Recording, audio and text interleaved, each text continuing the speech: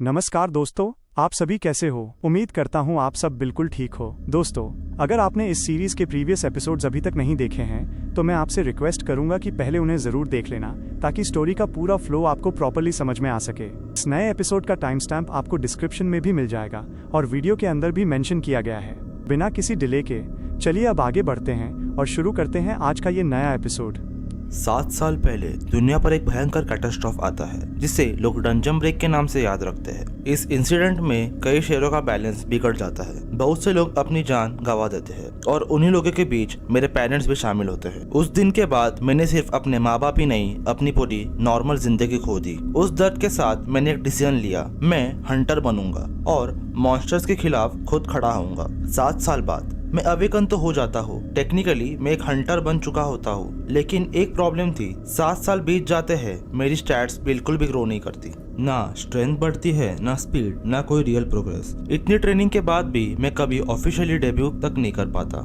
मेरे दिमाग में बस एक ही सवाल घूमते रहता है, आखिर मेरी स्टैट्स बढ़ क्यों नहीं रही? लेकिन मैं गिव अप नहीं करता। एक दिन मैं सीधा ट्रेनिंग एकेडमी के डायरेक्टर के घर के सामने पहुंच जाता हूँ। मैं जवाब चाहता था, लेकिन जो होता है वो मेरे लिए और ज्यादा पेनफुल होता है। डायरेक्टर मुझे डांटते हुए कहते हैं, तुम सिर्फ अपने पैसे ही बर्बाद नहीं कर रहे, तुम ट्रेनिंग हॉल की इज्जत भी गंवा रहे हो। और उसी गुस्से में वो मुझे थप्पड़ मार देते हैं। वो पल मेरे लिए सिर्फ इंसल्ट नहीं था, वो मेरी पूरी जर्नी पर एक क्वेश्चन मार्क था। तभी अचानक से एक अजीब सी आवाज गूंजती है, tower of trials is praising you. मैं कुछ समझ नहीं पाता, मैं रिएक्शन भी नहीं कर पाता। मेरे सराउंडिंग्स डिस्टॉर्ट होने लगते हैं और अगले ही पल मैं अचानक टेलीपोर्ट हो रहा होता हूँ। बीच में ही मेरे सामने एक सिस्टम पैनल अपीयर होता है, difficulty selection, easy, normal, hard. मेरे पास सोचने का टाइम नहीं होता और शायद मेरे पास पीछे हटने का ऑप्शन भी नहीं होता। मैं बिना हेजिटेशन के हार्ड चूज कर लेता हूँ। अगला मोमेंट, मैं टावर ऑफ ट्रायल्स के फर्स्ट फ्लोर पर टेलीपोर्ट हो चुका होता हूँ। सिस्टम एक नया मैसेज शो करता है, ट्रायल ऑब्जेक्टिव 10 मिनट्स तक सरवाइव करो। लेकिन जैसे ही मैं एनवायरनमेंट को ऑब्जर्व करता हूँ मुझे समझ आ जाता है ये ट्रायल बिल्कुल सिंपल नहीं होने वाला।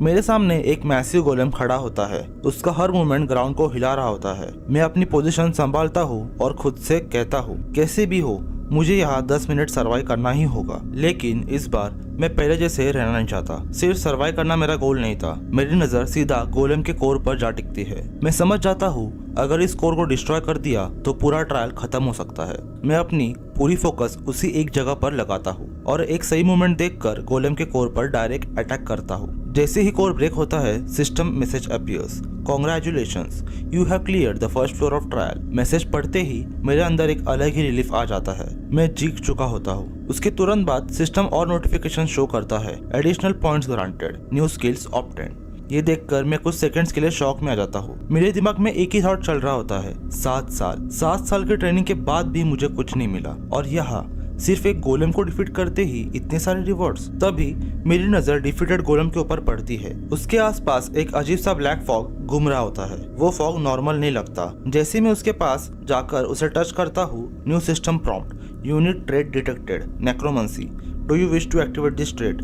मैं एक सेकंड भी हेजिटेट नहीं करता, यस। जैसे ही मैं एक्सेप्ट करता हूँ वो ब्लैक फॉग रिएक्ट करता है और अगले ही मोमेंट मैं गोलेम की स्पिरिट को एब्जॉर्ब कर लेता हूँ। जैसे ही मैं गोलेम की स्पिरिट को एब्जॉर्ब करता हूँ तुरंत एक सिस्टम मैसेज अपीयर होता है, नेक्रोमेंसी प्रोफिशिएंसी इंक्रीज। मैं नोटिस करता हूँ कि मेरी नेक्रोमेंसी की प्रोफिशिएंसी 7% तक पहुंच चुकी होती है। उसी के साथ मुझे एक और इम्पोर्टेंट इन्फॉर्मेशन मिलती है, मैं एक साथ 5 स्पिरिट्स तक स्टोर कर सकता हूँ। और सिर्फ इतना ही नहीं, हर एब्जॉर्ब की गई स्पिरिट से आपके स्टैट्स परमानेंटली इंक्रीज होंगे। ये सुनते ही मैं बिना डिले किए गोलेम की स्पिरिट को फुल्ली एब्जॉर्ब कर लेता हूँ। एब्जॉर्ब करते ही मेरी स्ट्रेंथ +3 और हेल्थ +2 हो जाती है। मुझे क्लियरली फील होता है कि मेरी बॉडी पहले से ज्यादा स्ट्रांग हो रही है। ये पहली बार था जब मेरी ग्रोथ सिर्फ नंबर्स तक लिमिटेड नहीं थी, मैं उसे फिजिकली महसूस कर पा रहा था। तभी एक नया मैसेज अपीयर होता है, please move to the waiting room. जैसे ही मैं टेलीपोर्ट करता हूँ, गोलेम के साथ फाइट के दौरान जो भी इंजरीज मुझे हुई थी वो सब एकदम से हील हो जाती है। मुझे समझ आ जाता है ये वेटिंग रूम सिर्फ रेस्ट के लिए नहीं, ये रिकवरी जोन भी है। थोड़ी देर बाद जैसे ही मैं सेकंड ट्रायल स्टार्ट करने की कोशिश करता हूँ, system message please wait for 24 hours before starting second trial. मैं थोड़ा कंफ्यूज होता हूँ, इसलिए मैं अपनी प्रोफाइल ओपन करके कम्युनिटी चैट ज्वाइन करता हूँ। चैट का सीन काफी केओटिक होता है, सब लोग कंफ्यूज होते हैं। तभी अचानक एक एडमिन कम्युनिटी चैट में एंटर करता है और चैट टेम्पररीली डिसेबल कर देता है। वो हमें कुछ इंपॉर्टेंट इन्फॉर्मेशन देता है। टावर में एक एक्सक्लूसिव करेंसी सिस्टम होता है, कम्युनिटी के थ्रू करेंसी एक्सचेंज की जा सकती है और इस टावर में करेंसी के बिना पानी तक अवेलेबल नहीं होता। इतनी बेसिक चीज भी टावर में लिमिटेड होती है। सारी इन्फॉर्मेशन शेयर करने के बाद एडमिन चैट को फिर से एनेबल करता है और कम्युनिटी से एग्जिट कर जाता है। अब मुझे समझ आ चुका होता है सिर्फ सर्वाइवल काफी नहीं है, इसलिए मैं स्टोर से स्वॉर्ड और शील्ड परचेज करता हूँ और कंटिन्यूसली ट्रेनिंग शुरू कर देता हूँ। अपनी मूवमेंट, टाइमिंग और कॉम्बैट सेंस को इम्प्रूव करता हूँ और फाइनली सेकेंड ट्रायल का टाइम आ जाता है। जैसे ही मैं ट्रायल में एंटर करता हूँ, मिशन असाइन ऑक ट्रैप लीडर असैसिनेशन। मैं अपने सामने देखता हूँ हर तरफ ऑक्स ही ऑक्स। उनका एक प्रॉपर बेस होता है और सिस्टम का डिमांड बिल्कुल क्लियर होता है। इन सब के बीच जाकर उनके लीडर तक पहुँचना है। नॉर्मली एक ऑर्क ही काफी ज्यादा पावरफुल होता है और अगर बात पूरे कैंप की हो तो इतने सारे ऑर्क्स को हैंडल करने के लिए कम से कम एक पूरी ई रैंक हंटर्स की पार्टी चाहिए होती है। लेकिन यहाँ मेरी सिचुएशन अलग थी। मुझे सिर्फ सर्वाइवल ही नहीं करना था, मुझे ट्रायल क्लियर भी करना था। इसलिए मैं स्ट्रेंथ के बजाय स्ट्रेटेजी पे फोकस करता हूँ। मैं एरिया को ऑब्जर्व करता हूँ और समझ जाता हूँ इतने सारे ऑर्क्स के अगेंस्ट डायरेक्ट फाइट पॉसिबल नहीं है। तो मैं फायरवुड कलेक्ट करना शुरू करता हूँ, क्योंकि अगर यहाँ कोई चीज काम आ सकती है तो वो फायर है। मैं तेजी से मूव करता हुआ और कैंप के आउटर सर्कल के अराउंड आग लगा देता हूँ। इसका एक क्लियर पर्पस होता है। कैंप के बाहर मौजूदा ऑक्स तुरंत अंदर रश नहीं कर पाएंगे, लेकिन उससे पहले मुझे कैंप के अंदर का एरिया सिक्योर करना होता है। मैं सामने आने वाले कुछ ऑर्क वर्कर्स को हैंडल करता हूँ। उनके डिफीट होते ही मैं उनकी स्पिरिट्स ऑब्टेन कर लेता हूँ। तभी एक और गार्ड डायरेक्ट एनकाउंटर हो जाता है। फाइट के दौरान मैं पहले से ऑब्टेन स्पिरिट्स को एब्जॉर्ब करता हूँ। जैसे ही मेरी स्टैट्स इंक्रीज होती है, मैं और गार्ड पर प्रेशर बना पाता हूँ और थोड़ी सी मेहनत के बाद और गार्ड भी डिफीट हो जाता है। उसके तुरंत बाद मैं उसकी स्पिरिट भी एब्जॉर्ब कर लेता हूँ और गार्ड की स्पिरिट एब्जॉर्ब करते ही मेरी स्टैट्स में नोटिसेबल बूस्ट आ जाता है। अब सिचुएशन काफी चेंज हो चुकी होती है और वर्कर्स अब मेरे लिए पहले जैसे थ्रेट नहीं रहते। अब सिर्फ लास्ट और गार्ड बचता है। जैसे ही मैं उसे हैंडल करता हूँ, अचानक ऑर्क लीडर मुझे टारगेट करता है और एक फायर बेस्ड अटैक मेरी तरफ आता है। मैं एक पल के लिए घबरा जाता हूँ, लेकिन अगले ही movement system notification new skill acquired fire resistance F-। जैसे ही मैं ऑर्क लीडर पर अटैक करता हूँ, वो सीधा फाइट एक्सेप्ट करने के बजाय भागते हुए अपने बेस हाउस के अंदर चला जाता है। मैं बिना रुके उसके पीछे पीछे अंदर एंटर करता हूँ। अंदर का सीन मुझे एक पल के लिए रोक देता है। ऑर्क लीडर अपने 2 बेटों को अपने पास पकड़कर कांप रहा होता है। उसका एक बच्चा रोते हुए आगे बढ़ता है और मेरे पैरों के पास आ जाता है। उस मोमेंट पर मुझे अपने पिता की कुर्बानी याद आ जाती है। दिल के एक कोने में एक सेकंड के लिए मुझे इन पर तरस आ जाता है, लेकिन तभी वो छोटा ऑर्क अचानक मुझे टारगेट करने की कोशिश करता है। मैं तुरंत रिएक्ट करता हूँ और अपनी स्वॉर्ड से उसे नॉक बैक कर देता हूँ। उसी पल मेरे दिमाग में एक क्लियर डिसीजन बन जाता है। अगर मुझे आगे बढ़ना है तो मुझे इस ट्रायल को पूरी तरह कंप्लीट करना होगा। मैं हेजिटेशन छोड़ देता हूँ और मिशन को पूरा करता हूँ। तभी system message appear, congratulation you have completed the second floor of the tower. अगला मोमेंट में वापस अपने वेटिंग रूम में टेलीपोर्ट हो रहा होता हूँ। जब मैं कम्युनिटी चैट ओपन करता हूँ तो एक चीज इंस्टेंटली नोटिस होती है। लोगों की संख्या काफी कम हो चुकी होती है, मतलब सब यहाँ तक नहीं पहुँच पाए। तभी एक प्लेयर चैट में मैसेज करता है। उसने क्वेश्चन वाउचर यूज करके अर्थ पर वापस जाने का आंसर निकाल लिया होता है। उससे पता चलता है हमें एक टेम्पररी रिटर्न स्टोन मिलेगा, जिसे हम कुछ दिन के लिए अर्थ वापस जा सकते हैं, लेकिन ये स्टोन 5th फ्लोर कंप्लीट करने के बाद ही मिलेगा। और एक और इम्पोर्टेंट इन्फॉर्मेशन, 7th फ्लोर के बाद सिस्टम एक्सपांशन होने वाला है। उस एक्सपांशन में ऐसे आइटम्स मिलेंगे जिससे हम परमानेंटली अर्थ वापस जा सकते हैं। मेरी पुरानी शील्ड काफी डैमेज हो चुकी होती है, इसलिए मैं स्टोर से एक नई शील्ड परचेस करता हूँ। उसके बाद जो 5 स्पिरिट स्टोर होती है, मैं उन्हें भी ऑब्जॉर्व कर लेता हूँ। मेरी पावर स्टेडीली बढ़ रही होती है। मैं फिर से ट्रेनिंग शुरू कर देता हूँ और थोड़ी ही देर बाद 3rd ट्रायल का टाइम आ जाता है। जैसे मैं 3rd ट्रायल में एंटर करता हूँ, system message the guardian of darkness will enter. मैं अलर्ट हो जाता हूँ और अगले ही मोमेंट मुझे समझ आ जाता है ये गार्डियन कोई और नहीं, मेरा ही डोपलगैंगर होता है। जैसे ही 3rd ट्रायल स्टार्ट होता है, मेरा डोपलगैंगर एक पल भी वेस्ट किए बिना मुझ पर चार्ज कर देता है। मैं उस अटैक को प्रॉपर्ली रीड नहीं कर पाता। अगर मैं उसे डॉज ना करता तो उस एक हिट से मेरी स्पाइन तक डैमेज हो सकता था। मैं तुरंत डिस्टेंस बनाता हूँ। मेरे सामने खड़ा वो गार्डियन बिल्कुल मेरे जैसे ही कॉम्बैट स्टांस में होता है। Same sword, same shield, same posture. मुझे समझ आता है अगर मुझे जीतना है तो सीधा क्लैश करना ही पड़ेगा। सिर्फ तभी मुझे उसकी असली कैपेबिलिटी समझ आएगी। जैसे ही हमारा फर्स्ट डायरेक्ट क्लैश होता है मुझे एक इम्पोर्टेंट बात नोटिस होती है, वो भी हीलिंग स्किल यूज़ कर सकता है। इसका मतलब ये फाइट सिर्फ इंड्योरेंस की नहीं, स्ट्रेटेजी की भी है। मैं अपनी स्वॉर्ड के सबसे प्रिसाइज अटैक पॉइंट्स पर फोकस करता हूँ। जो वीकनेसेस मुझे खुद में पता है मैं वही उस पर अप्लाई करता हूँ। शुरू में स्ट्रेटजी काम करती है लेकिन तभी वो गार्डियन उसी वीकनेस को ओवरकम कर लेता है। मैं ऊपर देखता हूँ, सिर्फ 1 मिनट बाकी होता है। अब मेरे पास एक्सपेरिमेंट करने का टाइम नहीं होता। मैं एक डिसीजन लेता हूँ, अब जो होगा फाइनल होगा। मैं तुरंत अपनी असैसिन कैप की स्किल एक्टिवेट करता हूँ और एक डिसाइसिव अटैक लॉन्च करता हूँ। यह अटैक सक्सेसफुली हिट करता है लेकिन उसी मोमेंट गार्डियन का काउंटर अटैक भी लैंड कर जाता है। इसी काउंटर के कारण मेरा राइट हैंड डिसेबल हो जाता है। पेन इतना ज़्यादा होता है कि मैं रिफ्लेक्स में चिल्लाता हूँ, लेकिन तभी मैं एक चीज़ नोटिस करता हूँ। वो गार्डियन भी पेन में होता है, वो भी वीकन हो चुका होता है। मैं अपनी सिचुएशन चेक करता हूँ। राइट हैंड काम नहीं कर रहा लेकिन लेफ्ट हैंड में अभी भी शील्ड होती है और वो मेरी लास्ट ऑप्शन बन जाती है। मैं अपनी पूरी बची हुई स्ट्रेंथ के साथ सीधा डैश करता हूँ और शील्ड से डायरेक्ट हिट देता हूँ। गार्डियन बैलेंस लूज करता है और अगले ही पल system message appears, you have cleared floor 3।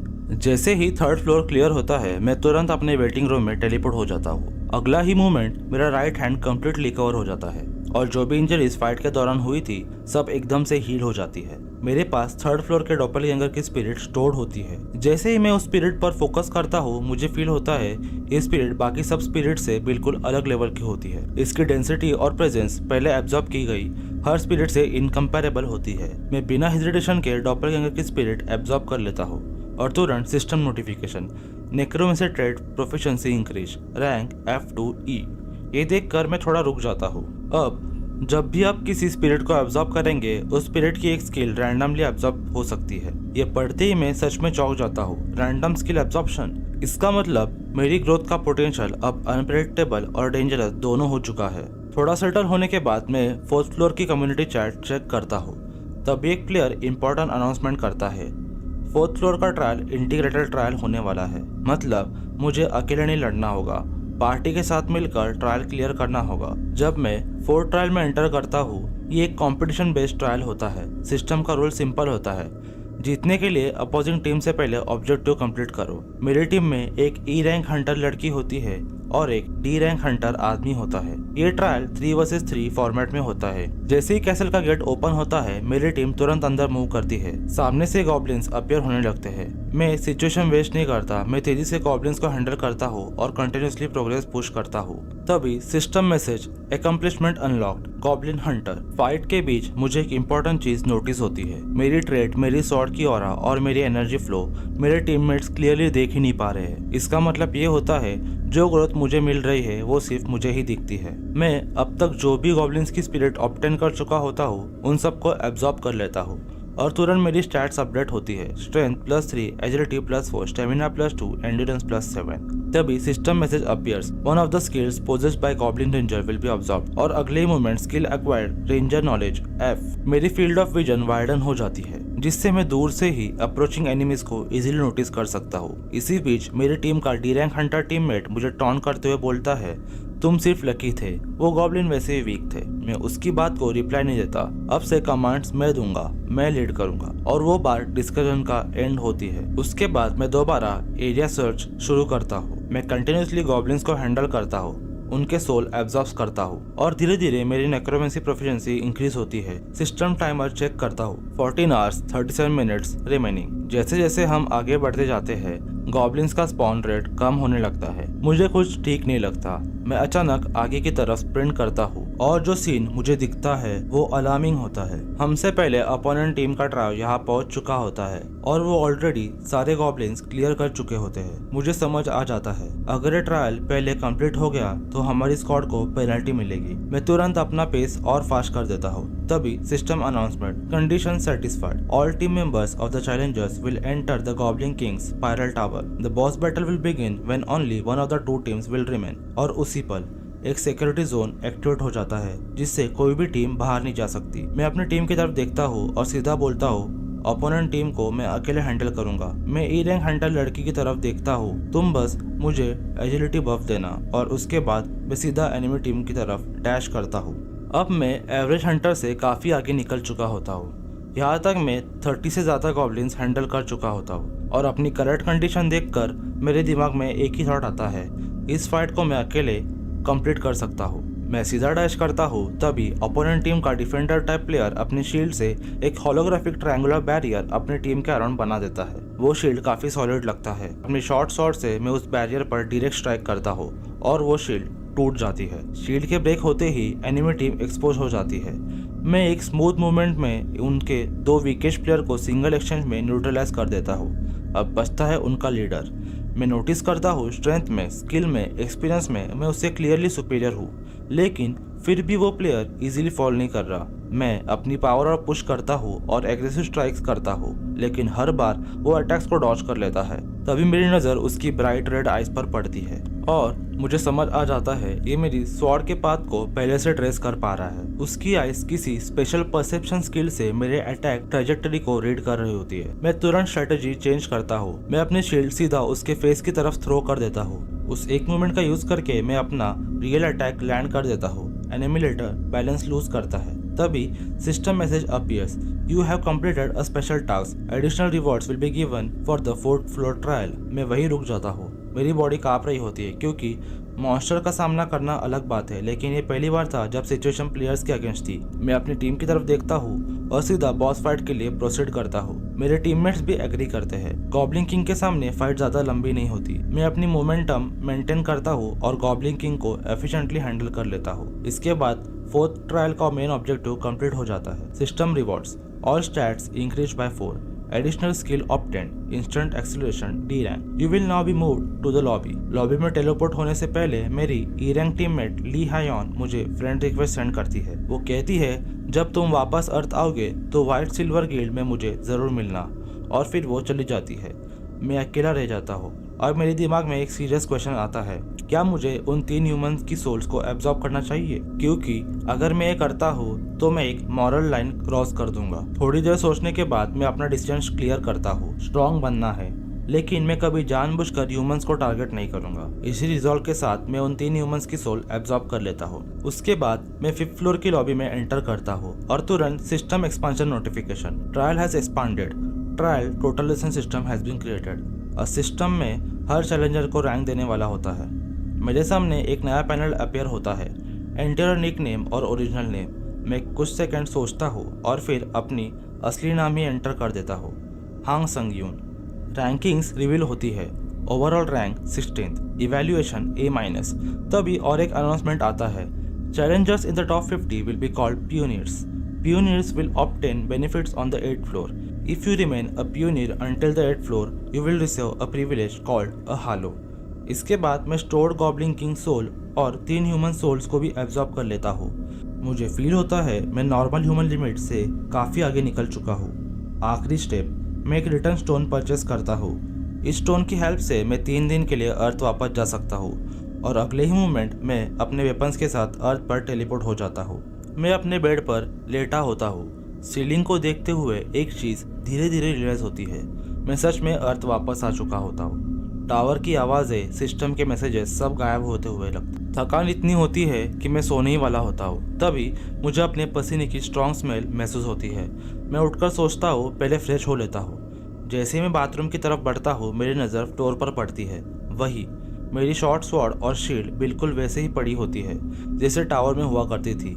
और इसी मोमेंट मेरे दिमाग में एक क्लियर थॉट आता है, ये परफेक्ट टाइम है हंटर एग्ज़ाम देने का। मैं बिना डिले किए white lotus Hunter training centre के डायरेक्टर वांग मानो को कॉल करता हूँ। फ़ोन उठाते ही मैं सीधा बोलता हूँ, मैं एग्ज़ाम देने आ रहा हूँ, मुझे फ़ीस नहीं चाहिए, सिर्फ एग्ज़ाम देने दो, और वो भी आज। कॉल कट होता है। मैं जल्दी से नहाता हूँ और मिरर के सामने खड़ा होता हूँ और जो मैं देखता हूँ मेरी बॉडी पहले जैसे नहीं रही। Clear muscle definition, visible abs, tower का इम्पैक्ट अब छुप नहीं सकता। मैं ज़्यादा टाइम वेस्ट नहीं करता, कपड़े पहनता हूँ और सीधा एग्ज़ाम सेंटर के लिए निकल पड़ता हूँ। बिल्डिंग के नीचे आकर मैं टैक्सी का वेट करता हूँ, लेकिन आज टैक्सी मिलना मुश्किल होता है। मैं हल्का सा मुस्कुराता हूँ और सोचता हूँ running is still the best option. मैं फुल स्प्रिंट में निकल पड़ता हूँ और कुछ ही मिनट्स में white lotus Hunter training centre पहुँच जाता हूँ। एंट्रेंस पर डायरेक्टर वांग मानो खुद मौजूद होते हैं। वो मुझे देखते ही एग्ज़ाम रूम की तरफ गाइड कर देते हैं। जैसे ही मैं आगे बढ़ता हूँ, डायरेक्टर वांग क्वाइटली एग्ज़ाम प्रॉक्सी से कहते हैं, डिफ़िकल्टी इतनी हाई रखना कि संग्यून दोबारा एग्ज़ाम के बारे में सोचे ही ना। उन्हें पूरा भरोसा होता है आज भी ये फेल ही करेगा। तभी एग्ज़ाम प्रॉक्सी मेरी तरफ मुड़ता है और बोलता है, एग्ज़ाम डिफ़िकल्टी चूज़ करिए 1 से लेके 10 के बीच।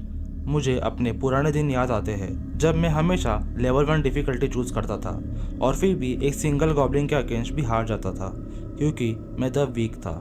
लेकिन अब मैं बिना किसी हेजिटेशन के लेवल 10 चूज़ करता हूँ। System message appears, hunt down the phoenix, your movement has been decrease by 25% due to predator's roar. Director Wang दूर से ये सब देख रहे होते हैं। उनके दिमाग में एक ही थॉट होता है, ये इम्पॉसिबल है, फिनिक्स को ये कभी नहीं हरा पाएगा। उन्हें लगता है आज मेरी सारी एक्टिंग उनके सामने एक्सपोज हो जाएगी, लेकिन उन्हें अभी तक अंदाजा भी नहीं होता है कि टावर से वापस आया हुआ हांग संग्यून अब पहले जैसे नहीं रहा। इस चैप्टर में हमें वांग मानो का पास दिखाया जाता है, फाइनल लिस्ट ऑफ एप्लीकेंट्स जिन्होंने हंटर टेस्ट क्लियर किया होता है। उस लिस्ट में वांग मानो का नाम भी होता है। वो सोचता है कि ये उसकी लाइफ का बेस्ट मोमेंट था, लेकिन टाइम के साथ उसके और उसके कलीग्स के बीच का पावर गैप बहुत ज्यादा बढ़ जाता है। चाहे वो जितनी कोशिश करे, वो उन्हें कैचअप नहीं कर पाता। धीरे धीरे वो इस बात को एक्सेप्ट कर लेता है कि हंटर की इस दुनिया में टैलेंट के साथ बॉर्न होना ही सब कुछ होता है, और इसी सोच के साथ वो हार्डवर्क करना भी छोड़ देता है। इसी वजह से वांग मानो ये मान लेता है कि हान संग्यून भी एक दिन गिव अप कर देगा। जब एग्जाम के दौरान हान संग्यून फिनिक्स पर अटैक करता है तो उसकी स्वॉर्ड अचानक से टूट जाती है, क्योंकि वांग मानो ने जानबूझकर उसे एक डिफेक्टिव वेपन दिया होता है। दूर से ये सब देखकर वांग मानो हल्की सी मुस्कुरात खड़ा रहता है। तभी फिनिक्स एक फायर बेस्ड अटैक यूज करता है और हांग संग्यून सोचता है ये परफेक्ट मोमेंट है अपनी नई स्किल टेस्ट करने का, जो उसे 4th ट्रायल के एंड में मिली थी। हान संग्यून तुरंत इंस्टेंट एक्सेलरेशन एक्टिवेट करता है और एक्सट्रीम स्पीड के साथ फिनिक्स की तरफ बढ़ता है। स्वॉर्ड खराब होने की वजह से फाइनल स्ट्राइक का इम्पैक्ट कम हो जाता है, लेकिन उसी पर वो ग्राउंड के एक टाइल उठाकर पूरी ताकत से फिनिक्स के ऊपर थ्रो करता है और फिनिक्स डिफीट हो जाता है। तभी सिस्टम मैसेज आता है, the test has finish, congratulation. Han Sungyoon शांत अंदाज में वांग मानो की तरफ देखता है। टेस्ट कंप्लीट होने के बाद हान संग्यून को उसका C रैंक हंटर कार्ड मिल जाता है। अब वो ऑफिशियली हंटर एसोसिएशन का रजिस्टर्ड हंटर बन चुका होता है। इसका मतलब अब वो डंजन एंटर कर सकता है और आइटम्स लीगली भी सेल कर सकता है। जब हान संग्यून वांग मानो के ऑफिस में तो देखता है कि वांग मानो और प्रॉक्सी एग्जामिनर बहस चल रही होती है। तभी प्रॉक्सी एग्जामिनर उठकर हान संग्यून को कांग्रेचुलेट करता है। तब हान संग्यून कामली हांग मानो को कहता है, जब से तुम रिटायर हुए हो तब से तुम्हारा रैंक C ही है ना, तो फिर फेलियर तो तुम ही हुए। ये सुनते ही वांग मानो गुस्से में आता है और हान संग्यून पर अटैक कर देता है, लेकिन हान संग्यून आसानी से अटैक अवॉइड करता है, वांग मानो को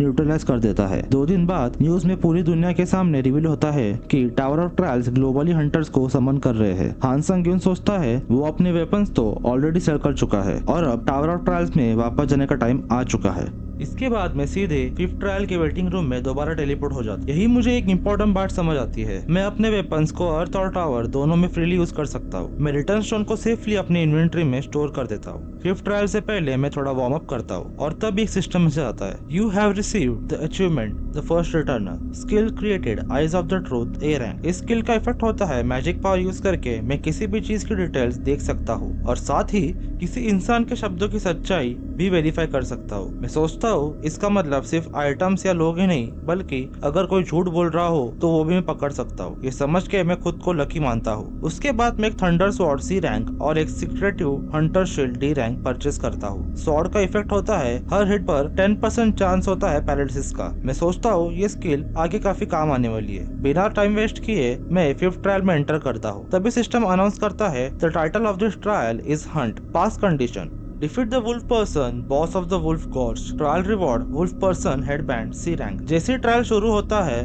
कई सारे वुल्फ मुझ पर अटैक कर देते हैं। मैं उन्हें आसानी से डिफीट करता हूँ और सोचता हूँ ये एनिमीज तो काफी वीक है। तभी और भी बड़े और पावरफुल व्हाइट वुल्फ अपीयर होते हैं, लेकिन वो भी ज्यादा रेजिस्टेंस नहीं दिखा पाते। इसी बीच सिस्टम मैसेज आता है, skill proficiency reach 100%, hunter dagger skill E rank, hunter dagger skill has risen to E+ rank, fast recovery skill has risen to D rank. मैं सोचता हूँ मुझे अपनी वेपन स्किल्स और स्ट्रॉन्ग करनी चाहिए, इसलिए मैं मारे गए सभी वुल्फ्स की स्पिरिट एब्जॉर्ब कर लेता हूँ। इसी में नेक्रोमेंसी प्रोफिशिएंसी 16% तक पहुंच जाती है। मैं नोटिस करता हूँ कि मेरी यूनिट रैंक काफी अच्छी स्पीड से ग्रो हो रही है। शायद मैं जल्दी इसका नेक्स्ट रैंक अनलॉक कर लूँ। आगे बढ़ते हुए मैं देखता हूँ कि काफी सारे वुल्फ पहले डिफीटेड हो पड़े होते हैं। पहले मुझे लगता है ये कोई टेरिटरी फाइट होगी, लेकिन जब मैं ध्यान से देखता हूँ तो मुझे समझ आता है कि ये इंजरीज स्वॉर्ड से की गई है। मैं तुरंत उन स्वॉर्ड ट्रेसेस पर eyes of the truth use करता हूँ और तब मुझे शॉक लगता है। ये डैमेज किसी स्किल से नहीं बल्कि प्योर ऑरा से हुआ था। तब मुझे रियलाइज होता है कि इस ट्रायल में अभी भी काफी ऐसी चीजें हैं जिन्हें मैं समझ नहीं पाया हूँ। तभी मुझे कुछ अनयूजुअल प्रेजेंस फील होती है। मैं उस डायरेक्शन में जाता हूँ और एक सिस्टम मैसेज पॉप होता है। Pass condition met, wolf person has died, analysing cause, analysis complete, an intruder has been detected in challenger Han Sangim trial, new objective, defeat the interdimensional intruder. मैं shock में आ जाता हूँ। Interdimensional intruder मतलब tower of trial सिर्फ एक dimension तक limited नहीं है। तभी वो इंट्रूडर मेरी तरफ देखकर बोलता है, तुम अभी तक जिंदा हो, शायद तुम ही इस ट्रायल के ओनर हो। इतनी देर से चुप क्यों हो? डर गए क्या मुझसे? उसी पल मैं एक बात समझ जाता हूँ, ये इंट्रूडर बिल्कुल नॉर्मल नहीं है।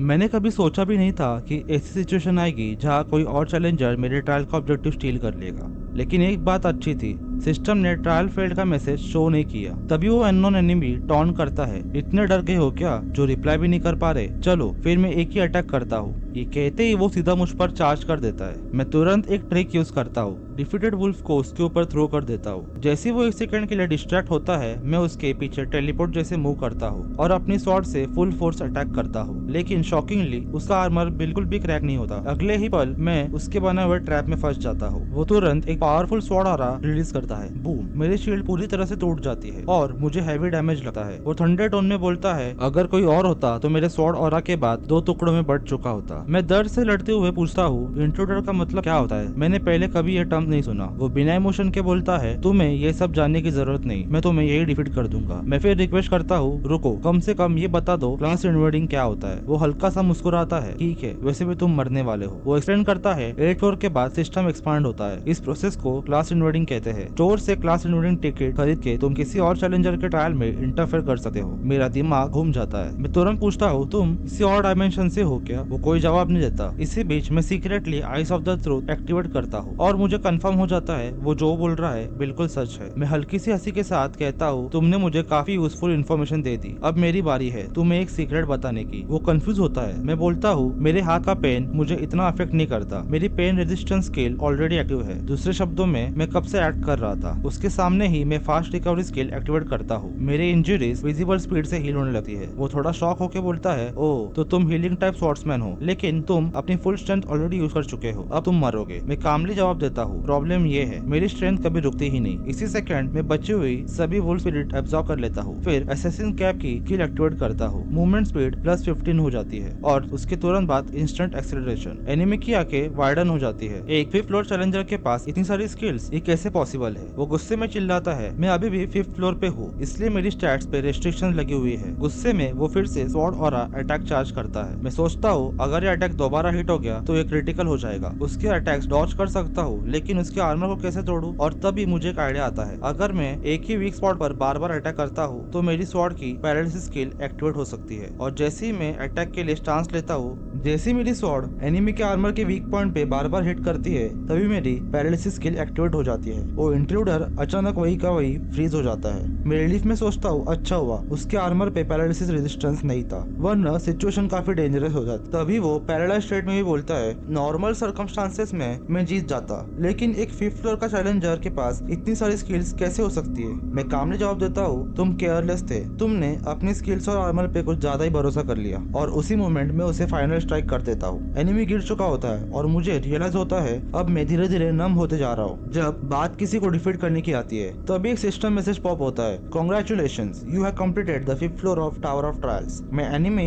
केड एड्रैक्स की स्पिरिट एब्जॉर्ब करता हूँ। मेरी नेक्रोमेंसी प्रोफिशिएंसी 15% से और इंक्रीज हो जाती है। लेकिन एक चीज मुझे डिस्टर्ब करती है, उसकी स्पिरिट बहुत जल्दी डिसिपेट हो रही होती है। मैं सोचता हूँ अगर कोई किसी और डायमेंशन में मरता है तो क्या उसकी स्पिरिट जल्दी डिसेबल हो जाती है? तभी सिस्टम फिर से रिएक्ट करता है, the difficulty of this trial is not proportional to the rewards, all rewards will be modified. और अगला मैसेज मुझे शॉक कर देता है, you have obtained the skill thrill laceration A rank, you obtained 11,000 points as a completion rewards. मैं खुद से कहता हूँ C- रैंक रिवॉर्ड को A- रैंक से रिप्लेस कर दिया। इसका मतलब वो इंटरडिमेंशनल इंट्रूडर नॉर्मली बहुत ज्यादा पावरफुल था। उसके बाद मैं 6th फ्लोर के वेटिंग लॉबी में टेलीपोर्ट हो जाता हूँ। मेरी सारी इंजरीज इंस्टेंटली हील हो जाती है और लीडर बोर्ड में मेरी इंफॉर्मेशन अपडेट हो जाती है। मैं अपने 5 क्वेश्चन वाउचर्स में से एक यूज करता हूँ और पूछता हूँ फ्लोर इन्वेजन क्या होता है, और अगर इन्वेजन होता है तो क्या मुझे अलर्ट मिलेगा। सिस्टम का रिप्लाई आता है, फ्लोर इन्वेजन एक सिस्टम है जिसमें कोई चैलेंजर दूसरे चैलेंजर के ट्रायल में इन्वेड कर सकता है, लेकिन ये सिर्फ टॉप 10 क्लासेस के लिए अवेलेबल होता है। स्पेशल ट्रायल्स जैसे कंबाइंड ट्रायल्स में इन्वेजन पॉसिबल नहीं है, और ज्यादा डिटेल्स 8th फ्लोर के बाद अवेलेबल होंगी। मैं अर्थ से लाई हुई रिस्टोरेशन बॉक्स से अपनी स्टील रिपेयर करता हूँ और एक क्लीनिंग स्टोन यूज करता हूँ। स्टोन यूज करते ही मुझे एकदम रिफ्रेश फील होता है। अभी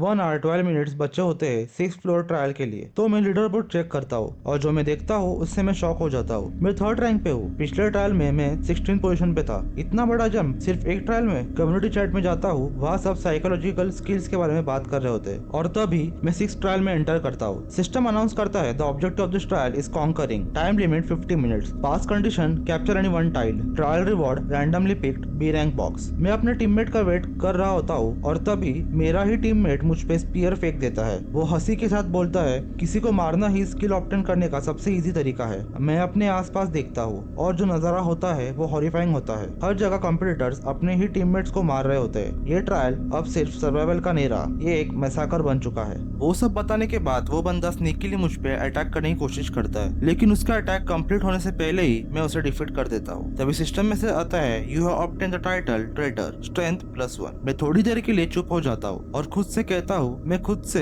किसी चैलेंजर को मारने नहीं जाऊंगा, लेकिन अगर कोई मुझ पे अटैक करेगा तो मैं इसे छोड़ूंगा नहीं। उसके बाद मैं एक वाटर टाइप मेज पे अटैक करता हूँ और उसकी टाइल पे कब्जा कर लेता हूँ। ये देखकर बाकी सब कॉम्पिटिटर्स में पैनिक फैल जाता है। वो सोचने लगते हैं ये बंदा रैंकर है, और डर के मारे कोई भी मेरे टाइल कॉन्कर करने की हिम्मत नहीं करता। तभी एक और सिस्टम मैसेज आता है, if any other challenger places even a foot on your tile the capturing process will be at hold, और काउंटडाउन स्टार्ट होता है 10 मिनट्स का। मैं वेट करते हुए सोचता हूँ 6th फ्लोर का ट्रायल ने मुझे एक चीज क्लियर कर दी है, लो रैंकिंग चैलेंजर्स एक दूसरे पे बिल्कुल ट्रस्ट नहीं करते, और अगर मैं किसी को स्पेयर भी कर दूं तो वो किसी और टाइल पे जाके किसी और को मार देगा। इस सिस्टम में कोई भी क्लीन नहीं रह सकता। तभी एक और अलर्ट आता है, someone is invading your tile, capturing process has been halted. मैं सामने देखता हूँ 4 लोगों की एक पार्टी होती है। उनके चेहरे से ही लग रहा होता है ये अचीवमेंट्स के लिए कुछ भी कर सकते हैं। उनमें से 2 मेंबर सीधा मुझ पे डैश करते हैं और उनके पीछे खड़ा एक मेज मुझ पे एक स्किल एक्टिवेट करता है, हार्ट सॉलिडेरिटी। उस स्किल का इफेक्ट सुनते ही मेरी सिचुएशन और खराब हो जाती है। जो भी पेन उसके टीममेट को होगा वो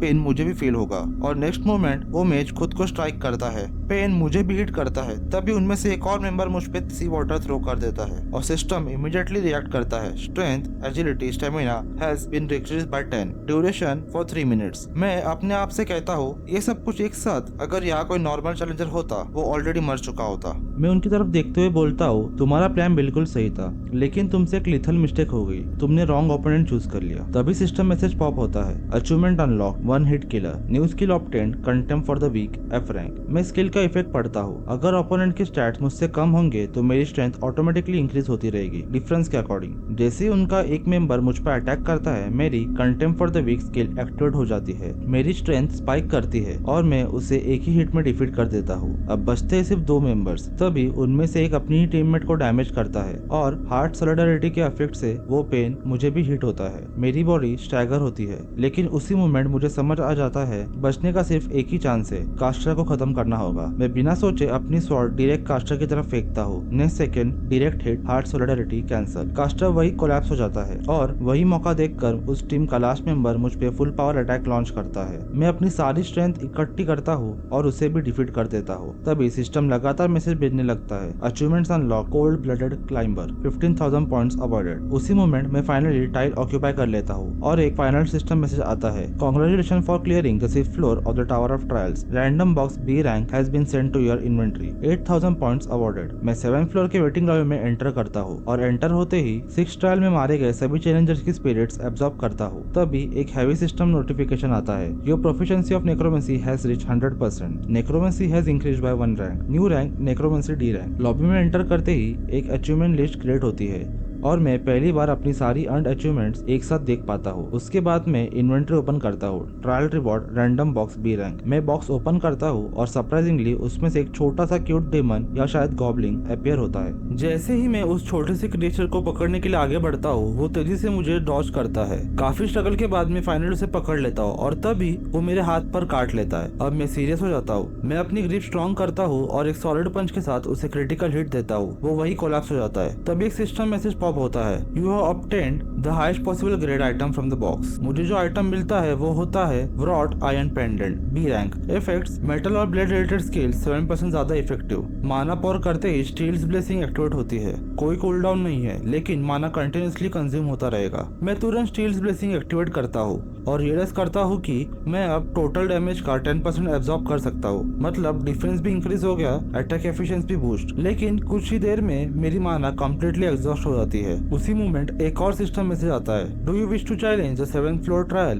मैं तुरंत 7th floor community chat open करता हूँ और वहाँ सब एक ही बात रिपीट कर रहे होते हैं, अब कोई कूलडाउन नहीं है। इससे पहले मैं आगे बढ़ूँ, मैं अपनी नेक्रोमेंसी डी रैंक के इफेक्ट चेक करता हूँ और वहाँ एक नया एडिशनल इफेक्ट ऐड हो चुका होता है, by consuming absorb souls you can temporarily protect your body. ये देखकर मुझे समझ आता है नेक्रोमेंसी सिर्फ अटैक के लिए नहीं, अब सर्वाइवल के लिए भी काम आने वाली है। मैं बिना किसी हेजिटेशन के 7th फ्लोर के ट्रायल में एंटर करता हूँ। सिस्टम ट्रायल डिटेल्स अनाउंस करता है, trial objective to prove yourself, time remaining 40 minutes, pass conditions given time के अंदर 3 ट्रायल्स कंप्लीट करने होंगे। Reward skill wind grace A rank, first trial overcome your fear. और तभी मैं अचानक टेलीपोर्ट हो जाता हूँ बिल्कुल वही जगह जहाँ मेरा पहला ट्यूटोरियल ट्रायल हुआ था। मेरे सामने एक सैंड गोलम अपीयर होता है, लेकिन ये पहले जैसा नहीं था। ये गोलम पहले से लगभग 3 गुना बड़ा होता है। मुझे तुरंत समझ आता है ये ट्रायल मुझे याद दिलाना चाहता है कि मैं कहाँ से शुरू हुआ था और अब कहाँ खड़ा हूँ। तभी सैंड गोलम मुझ पे अचानक अटैक करता है। उस पर मुझे समझ आ जाता है अब मुझे अपना 100% देना होगा। मैं तेजी से मूव करता हूँ, उसके हाथ पर स्लैश करता हूँ और एक पावरफुल जंप के साथ सीधा उसके हेड के ऊपर पहुंच जाता हूँ। लेकिन वहां जाकर मैं शॉक हो जाता हूँ। गोलम का कोर मुझे कहीं भी नजर नहीं आता। मैं सोचता हूँ शायद इसने अपना कोर रिलोकेट कर दिया है। इसी बीच सैंड गोलम मुझे अपनी दोनों हाथों में पकड़ लेता है। मैं बिल्कुल पैनिक नहीं करता। मैं इजीली उसके हाथ को स्लाइस करता हूँ और उसकी पूरी बॉडी पर स्वॉर अटैक्स करता हूँ, लेकिन उसे कोई फर्क नहीं पड़ता।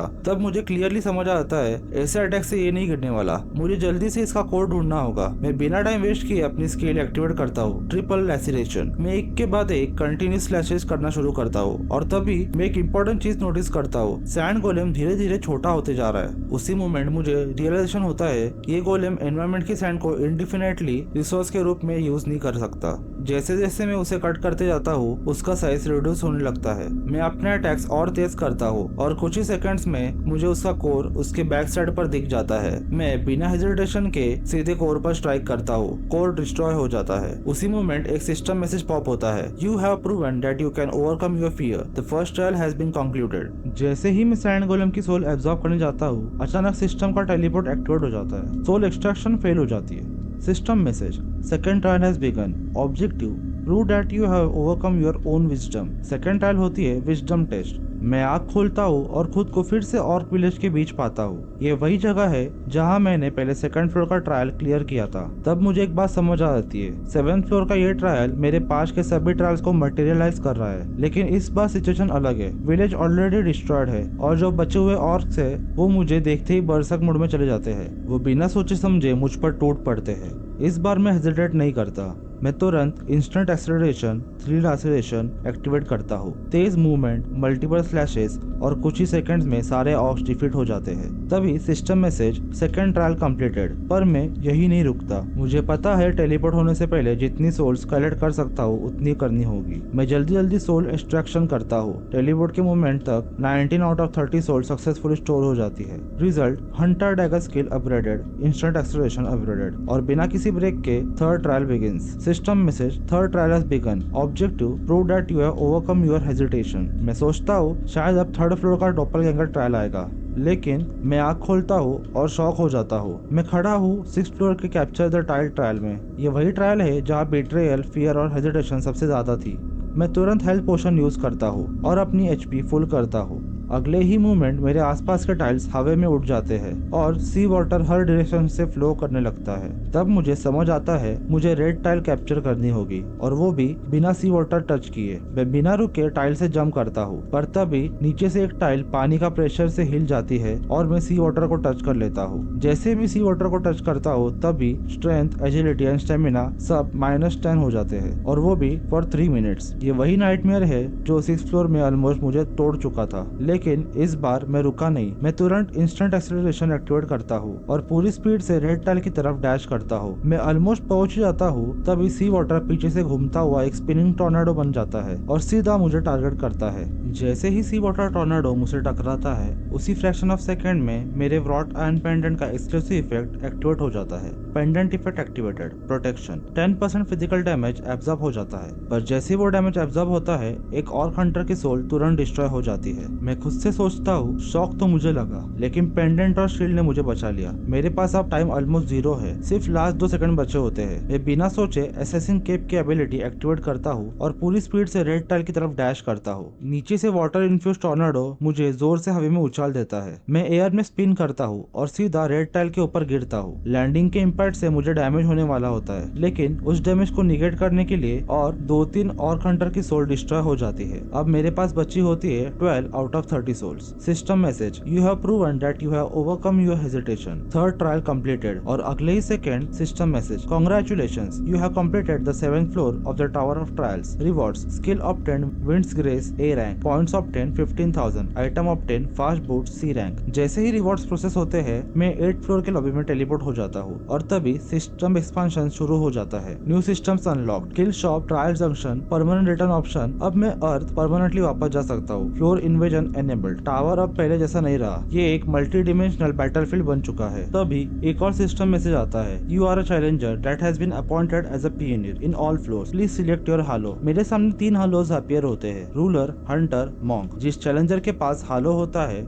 उसे और ज्यादा पावरफुल ट्रेड्स और स्किल्स मिलती है। मैं तीनों हालोस की डिस्क्रिप्शन पढ़ता हूँ और मुझे सबसे कंपैटिबल रूलर हालो लगता है। रूलर हालो का इफेक्ट ये होता है कि मुझे एक यूनिट ट्रेड मिलता है, स्किल सिंथेसाइजेशन, और ये हालो मेरी परफॉर्मेंस के हिसाब से इवॉल्व भी करेगा। मैं रूलर हालो सिलेक्ट कर लेता हूँ। रूलर के अंदर भी 3 पाथ्स होते हैं, समनर, मैजिक स्वॉर्ड्समैन और क्रिएटर। मैं बिना हेजिटेशन के समनर पाथ चूज करता हूँ। तभी मुझे मेरा यूनिट ट्रेड एक्टिवेट होता है, स्किल सिंथेसाइजेशन। इस ट्रेड का इफेक्ट ये होता है कि मैं किसी भी 2 स्किल्स को कंबाइन कर सकता हूँ और जिस स्किल का रैंक ज्यादा होगा वही सिंथेसिस का कोर बनेगा। ये सुन के मैं तुरंत अपनी 2 स्किल्स सिलेक्ट करता हूँ, extension of the weak F rank and combat continuation F rank, और दोनों को कंबाइन कर देता हूँ। तभी सिस्टम मैसेज आता है, स्किल सिंथेसाइजेशन इन प्रोग्रेस, और एक नई स्किल क्रिएट होने लगती है।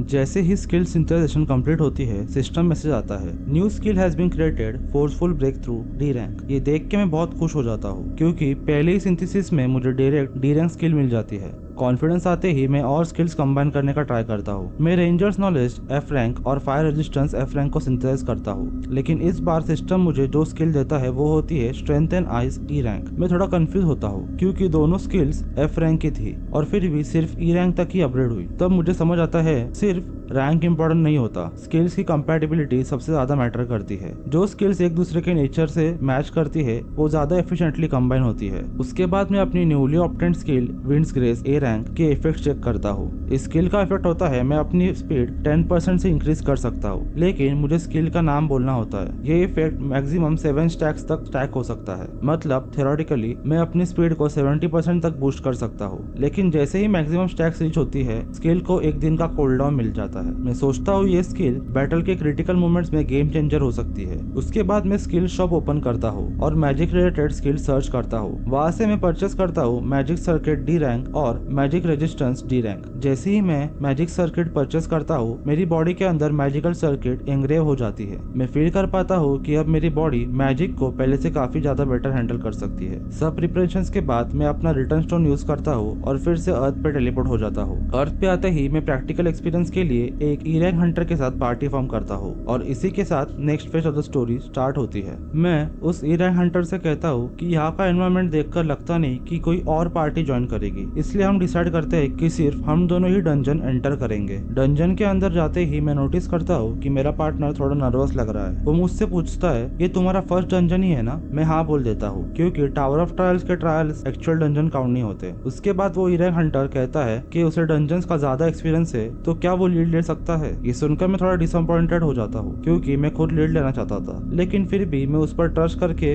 हाँ बोल देता हूँ। हम थोड़ा आगे बढ़ते ही एक लिजर्ड मैन हमारे सामने आ जाता है। मेरा पार्टनर उसे देखकर क्लियरली शॉक हो जाता है, लेकिन क्योंकि उसने लीड ली है मैं उसे फाइट करने देता हूँ। लेकिन जो होता है वो मुझे खुद शॉक कर देता है। मेरा पार्टनर और लिजर्ड मैन दोनों बस एक दूसरे को स्टेयर करते रहते हैं, कोई अटैक नहीं करता। टाइम वेस्ट होते देख मैं खुद आगे बढ़ता हूँ और एक ही स्ट्राइक में लिजर्ड मैन को डिफीट कर देता हूँ। मैं इरेक हंटर से कहता हूँ कि सॉरी मैंने इंटरफेयर कर दिया, लेकिन मैं थोड़ा जल्दी में हूँ, और उसे रिक्वेस्ट करता हूँ कि वो समझने की कोशिश करे। उसके बाद मैं क्लियरली बोल देता हूँ कि अब मैं लीड करूंगा। आगे बढ़ते हुए मैं एक के बाद एक सभी लिजर्ड मैन को डिफीट करता हूँ। हर किल के साथ मैं उसकी स्पिरिट्स एब्जॉर्ब करता हूँ, जिससे मेरी नेक्रोमेंसी प्रोफिशिएंसी इंक्रीज होती रहती है। ज्यादा देर नहीं लगती और हम दोनों बॉस गेट के सामने पहुंच जाते हैं। जैसे ही हम गेट के अंदर एंटर करते हैं मुझे सामने दिखता है लिजर्ड किंग, लेकिन मैं कुछ रिएक्ट करता उससे पहले ही लिजर्ड किंग मुझ पर अटैक कर देता है। लिजर्ड किंग की स्पीड काफी ज्यादा होती है, लेकिन मैं उसके पीछे जाकर अटैक करने की कोशिश करता हूँ। तभी वो काउंटर अटैक में अपनी टेल से मुझे दूर फेंक देता है। मैं तुरंत खड़ा होता हूँ और कहता हूँ यस, कम से कम एक बॉस फाइट इतनी डिफिकल्ट तो होनी चाहिए। उसके बाद लिजर्ड किंग एक डिबफ स्किल यूज करता है, जिससे मेरी मूवमेंट 25% स्लो हो जाती है, लेकिन उसी मूवमेंट मेरी forceful break through skill activate हो जाती है और उसकी स्किल मुझ पर काम ही नहीं करती। ये देखकर लिजर्ड किंग शॉक हो जाता है। वो नोटिस करता है कि मेरी जगह उसका स्किल मेरे पार्टनर पर इफेक्ट हो गया है और वो सीधा उस पर अटैक करने लगता है। तभी मैं तुरंत summon the dead skill activate करता हूँ, जिससे 3 स्केलेटन समन हो जाते हैं। लिजर्ड किंग उन्हें एक ही बार में डिस्ट्रॉय कर देता है, लेकिन मुझे मिल जाता है वो छोटा सा ओपनिंग मूवमेंट। मैं इंस्टेंटली अपनी स्किल विंड्स ग्रेस एक्टिवेट करता हूँ और अपनी स्किल 60% तक इंक्रीज कर लेता हूँ। स्पीड बूस्ट मिलते ही मैं उस पर कंटिन्यूस अटैक करता हूँ और लिजर्ड किंग को डिफीट कर देता हूँ। जैसे ही मैं लिजर्ड किंग की सोल एब्जॉर्ब करता हूँ मेरी स्टैट्स एक्सपोनेंशियली इंक्रीज हो जाती है। उसी मोमेंट मेरी एक और स्किल एक्टिवेट होती है, स्पिरिचुअल आइज डी रैंक। इस स्किल की वजह से अब मैं अपने अपोनेंट्स के इनविजिबल अटैक्स भी परसीव कर सकता हूँ। बॉस डिफीट होते ही मैं अपने पार्टनर के साथ डंजन से बाहर आ जाता हूँ। बाहर निकलते ही मेरे सामने हंटर एसोसिएशन का टीम लीडर शिन वुजिन आता है और खुद को इंट्रोड्यूस करता है। तभी मेरा पार्टनर उससे पूछता है, क्या तुम इस गेट की ओनरशिप परचेस करने आए हो? वो कामली रिप्लाई करता है, हाँ। इस पर मेरा पार्टनर कहता है कि एक्चुअली ये पूरी रेड हांग संग्युन ने कंप्लीट की है। उसके बाद मैं शिन वुजिन से पूछता हूँ, तुम ये गेट ओनरशिप कितने में परचेस करोगे? वो बिना सोचे रिप्लाई करता है 1.2 बिलियन वोन। ये सुनकर मैं शॉक हो जाता हूँ और उसी वक्त वो किसी को मैसेज भेजने लगता है। तभी हमें ली हायन दिखाई देती है, जो मुझे पहले इंटीग्रेटेड ट्रायल में मिली थी। अब वो टावर ऑफ ट्रायल्स के चैलेंजर्स की टीम लीडर बन चुकी होती है। जो मैसेज शिन वुजिन ने भेजा था वो एक्चुअली ली हायन को ही गया होता है और वो मुझे मिलने के लिए बुला लेती है। डंजन सेल करने के बाद मेरे अकाउंट में ऑलमोस्ट 1.3 बिलियन वोन होते हैं। मैं खुद भी थोड़ा शॉक्ड होता हूँ, क्योंकि मैंने जिंदगी में पहली बार इतने पैसे एक साथ देखे होते हैं। थोड़ी देर बाद ली हायन भागते हुए मेरे पास आती है और गुस्से में बोलती है, तुमने मेरे मैसेजेस का रिप्लाई तक नहीं दिया। मैं कब से तुम्हारा वेट कर रही थी। मैं कामली बोलता हूँ कि मुझे उससे मिलना ही था, क्योंकि मुझे उससे एक फेवर चाहिए। वो मुझसे पूछती है, क्या तुमने टावर क्लाइम करना स्टॉप कर दिया? मैं जवाब देता हूँ, नहीं,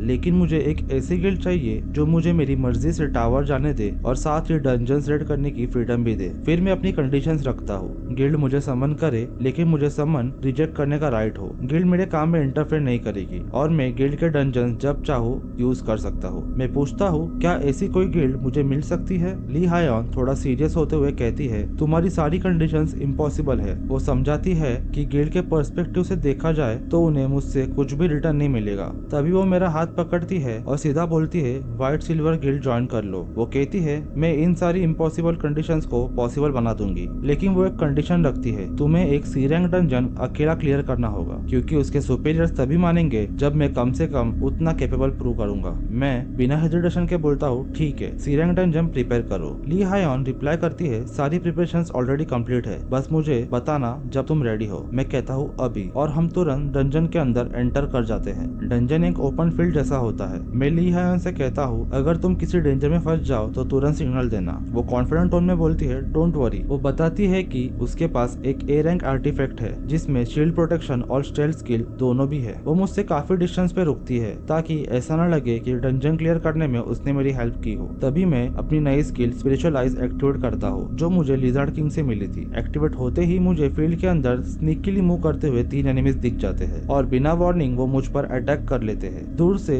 ली हन चिल्लाती है, बी केयरफुल, ये एक इरेगुलर डंजन है, यहाँ डेडली पॉइजनस डेमंस है। लेकिन उसके बोलने से पहले ही मैं उन तीनों एनिमीज को इंस्टेंटली डिफीट कर देता हूँ। मैं अपने आसपास के सारे एनिमीज को डिफीट कर देता हूँ और कामली बोलता हूँ, ली हायन, मैंने यहाँ के सारे एनिमीज क्लियर कर दिए, तुम अब आ सकती हो। ये सुनकर ली हायन शॉक में चली जाती है। रीजन ये होता है कि मैंने पूरा बॉस रूम क्लियर कर दिया होता है, वो भी 1 घंटे के अंदर और बिल्कुल अकेले। डेडली पॉइजनस डीमंस नॉर्मली इतने पावरफुल होते हैं कि उन्हें डिफीट करने के लिए एक फुल पार्टी की जरूरत पड़ती है। ली हायन अपने मन में सोचती है कि हान संग-युन अभी भी ग्रो करेगा, इतना ग्रो करेगा कि फ्यूचर में उसका करंट फॉर्म से कंपैरिजन ही पॉसिबल नहीं होगा। मैं डंजन से बची हुई सारी सोल्स एब्जॉर्ब कर लेता हूँ, जिससे मेरी स्टैट्स और ज्यादा इंक्रीज हो जाती है। उसके बाद मैं सीधा बॉस रूम के अंदर एंटर करता हूँ। तभी अचानक एक इनविजिबल एनिमी ऊपर से अटैक करता है। मैं तुरंत रिएक्ट करता हूँ और लियान को उठाकर कवर की तरफ भागता हूँ और उसे सेफ जगह पर रख देता हूँ। उसके बाद मैं आगे बढ़ता हूँ और एक साथ मल्टीपल स्किल्स एक्टिवेट करता हूँ। इंस्टेंट एक्सेलरेशन, फास्ट बूट्स का टेम्पररी बफ, विंड्स ग्रेस, इन सब के एक्टिवेट होते ही मेरी स्पीड 70% से भी ज्यादा बढ़ जाती है। ये देखकर वो इनविजिबल एनिमी मुझ पर फुल स्पीड में डैश करता है, लेकिन उसी मोमेंट पर मैं 3 लासिरेशन एक्टिवेट करता हूँ और उस एनिमी को एक ही फ्लो में डिफीट कर देता हूँ। तभी सिस्टम मैसेज आता है, dungeon boss demon of the blue fire of destruction has been slain. ये देखकर ली हायन कंफ्यूज हो जाती है और अपने मन में सोचती है, मॉन्स्टर वो था या फिर ये। डंजन से बाहर निकलते वक्त ली हायन मुझसे कहती है, तुमने टेस्ट पास कर लिया। वो आगे कहती है कि व्हाइट सिल्वर गिल्ड इतनी स्टूपिड नहीं है कि एक राइजिंग स्टार को इग्नोर करे। फिर वो एक अलग टॉपिक उठाती है और मुझे बताती है कि जब टावर ऑफ ट्रायल शुरू हुआ था तब डिफिकल्टी सिलेक्ट करना इतना इम्पोर्टेंट नहीं होता, क्योंकि अगर कोई चैलेंजर इजी डिफिकल्टी को इजीली क्लियर करता है तो सिस्टम ऑटोमेटिकली उसे हार्डर ट्रायल देने लगता है। और जो लोग हार्ड डिफिकल्टी चूज करते हैं लेकिन उनका परफॉर्मेंस अच्छा नहीं होता, उनके ट्रायल धीरे धीरे इजी हो जाते हैं। ये सब एनालिसिस करने के बाद ली हायन मुझे बताती है, तुम टावर ऑफ ट्रायल्स के टॉप 50 चैलेंजर्स में हो। इसका मतलब ये होता है कि अब तक तुम्हारी डिफिकल्टी डेडली लेवल पर थी। वो मुझे वार्निंग देती है कि मुझे आगे के ट्रायल ज्यादा केयरफुली कंप्लीट करने चाहिए, क्योंकि वो मेरी ग्रोथ अपनी आंखों से देखना चाहती है। तभी सिस्टम मैसेज आता है, remaining time for tower of trials 5 minutes. और फिर एक और मैसेज आता है, you will be returning to tower of trials. Tower में आते ही मैं 8th फ्लोर का ट्रायल एक्सेप्ट करता हूँ। तभी एक और मैसेज आता है, please choose the turning point of the trial. Option दिखते हैं, कॉम्बैट, रेड। मैं बिना सोचे कॉम्बैट चूज करता हूँ। तुरंत मैसेज आता है, Han Sangyun has the pioneer qualification, a face to face chat with an administrator will begin. System search करता है, currently searching for an administrator who specialises in combat. फिर मैसेज आता है, search complete, a chat with the administrator iron blooded monarch will begin. और अगले ही पल मैं एक स्नोई बैटलफील्ड में टेलीपोर्ट हो जाता हूँ।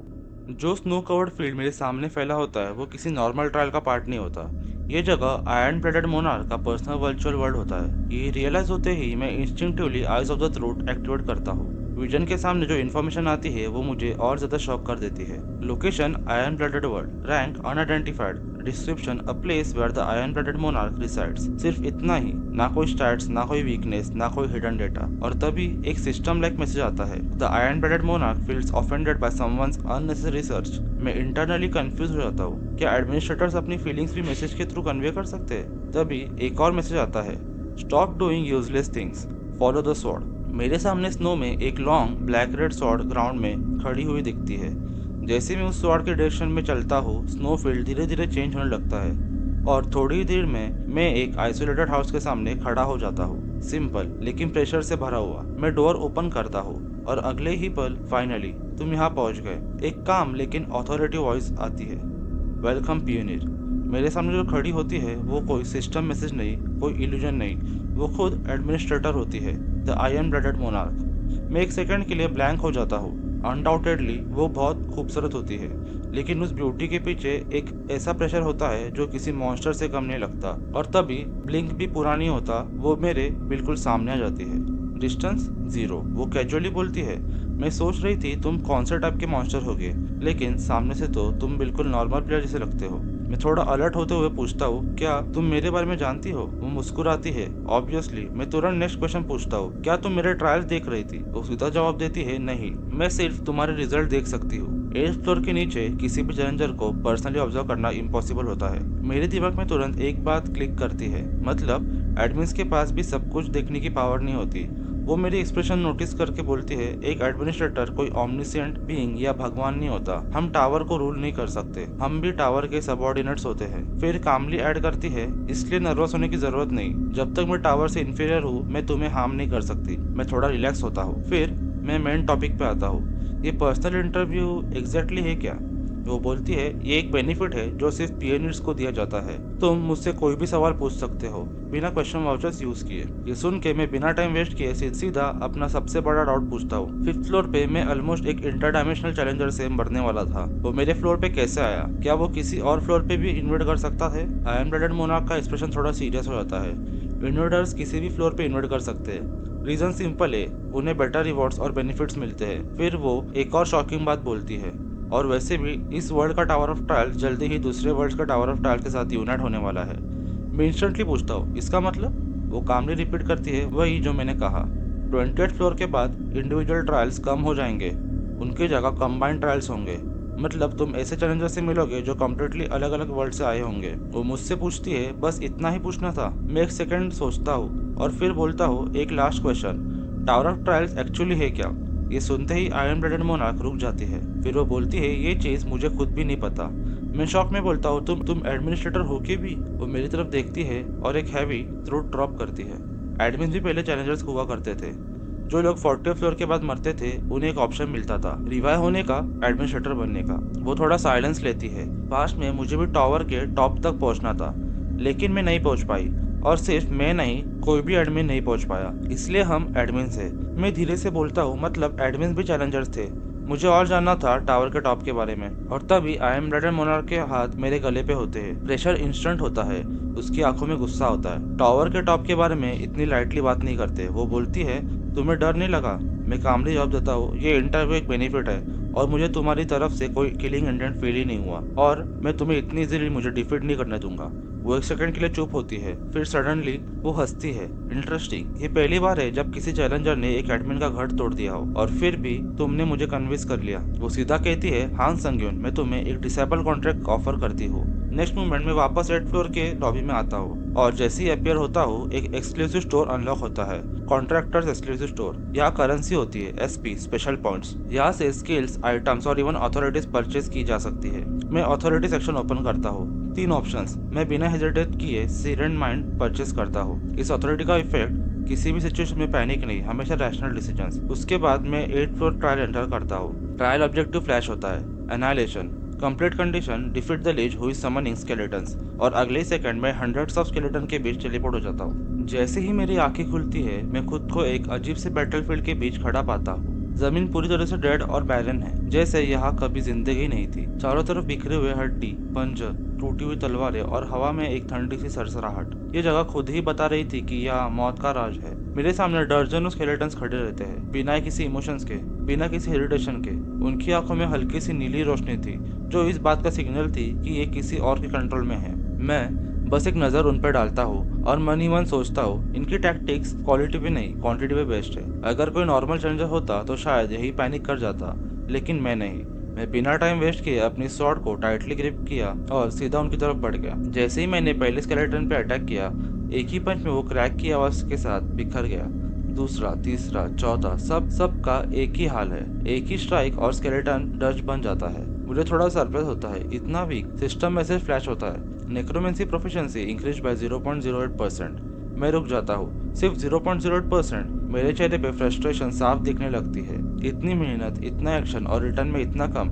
अगर मैं हर स्केलेटन के बाद प्रोफिशिएंसी ही गिनने लगूंगा तो ये फाइट कभी खत्म नहीं होगी। मैं गहरी सांस लेता हूँ और खुद से कहता हूँ, छोड़, अभी प्रोफिशिएंसी के बारे में सोचना बेकार है, पहले इन सब का सफाया करते हैं। मैं दोबारा मूव करता हूँ और स्केलेटन्स का एक और ग्रुप गिर जाता है।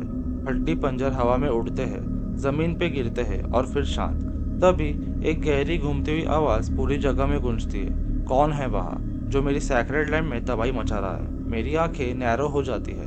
बॉस, आखिरकार। मैं तुरंत अपनी नेक्रोमेंसी एक्टिवेट करता हूँ और जो स्केलेटन्स मैंने अभी डिफीट किए थे उनकी बची कुछ स्पिरिट्स को समन करता हूँ। एक छोटी सी अनडेड वेव मेरे कंट्रोल में आती है जो मेरे आगे चलने लगती है। चलो ढूंढते हैं इस जगह के मालिक को।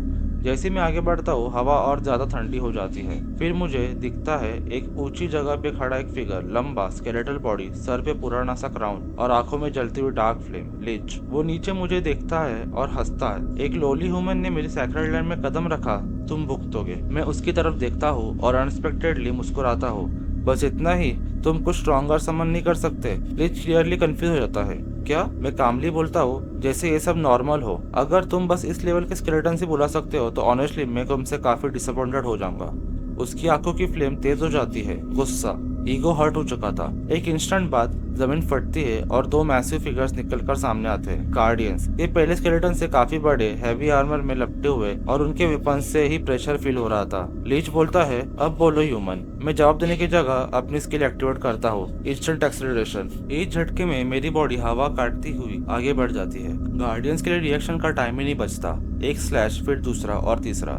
दोनों गार्डियंस कुछ ही सेकंड में धूल में मिल जाते हैं। साइलेंस। मैं सीधा लीच की तरफ बढ़ने लगता हूँ, लेकिन हर स्टेप के साथ मेरा दिमाग में एक और थॉट आता है। ये लीच थियोरेटिकली इन्फिनिट मॉन्स्टर समन कर सकता है। अगर ऐसा है तो ये मेरी नेक्रोमेंसी प्रोफिशिएंसी के लिए परफेक्ट रिसोर्स नहीं है क्या? मैं रुक जाता हूँ और लीच की तरफ देखकर बोलता हूँ, और गार्डियन बुला सकते हो? लीच थोड़ा सा पीछे हटता है। क्यों? मैं स्वॉर्ड को हल्का सा उठाकर बोलता हूँ, अगर नहीं बुला सकते तो मैं तुम्हें यही मार दूंगा। लीच पैनिक में जाता है। नहीं, मैं बुला सकता हूँ, बस मेरे पास मत आओ। जमीन फिर से कांपती है।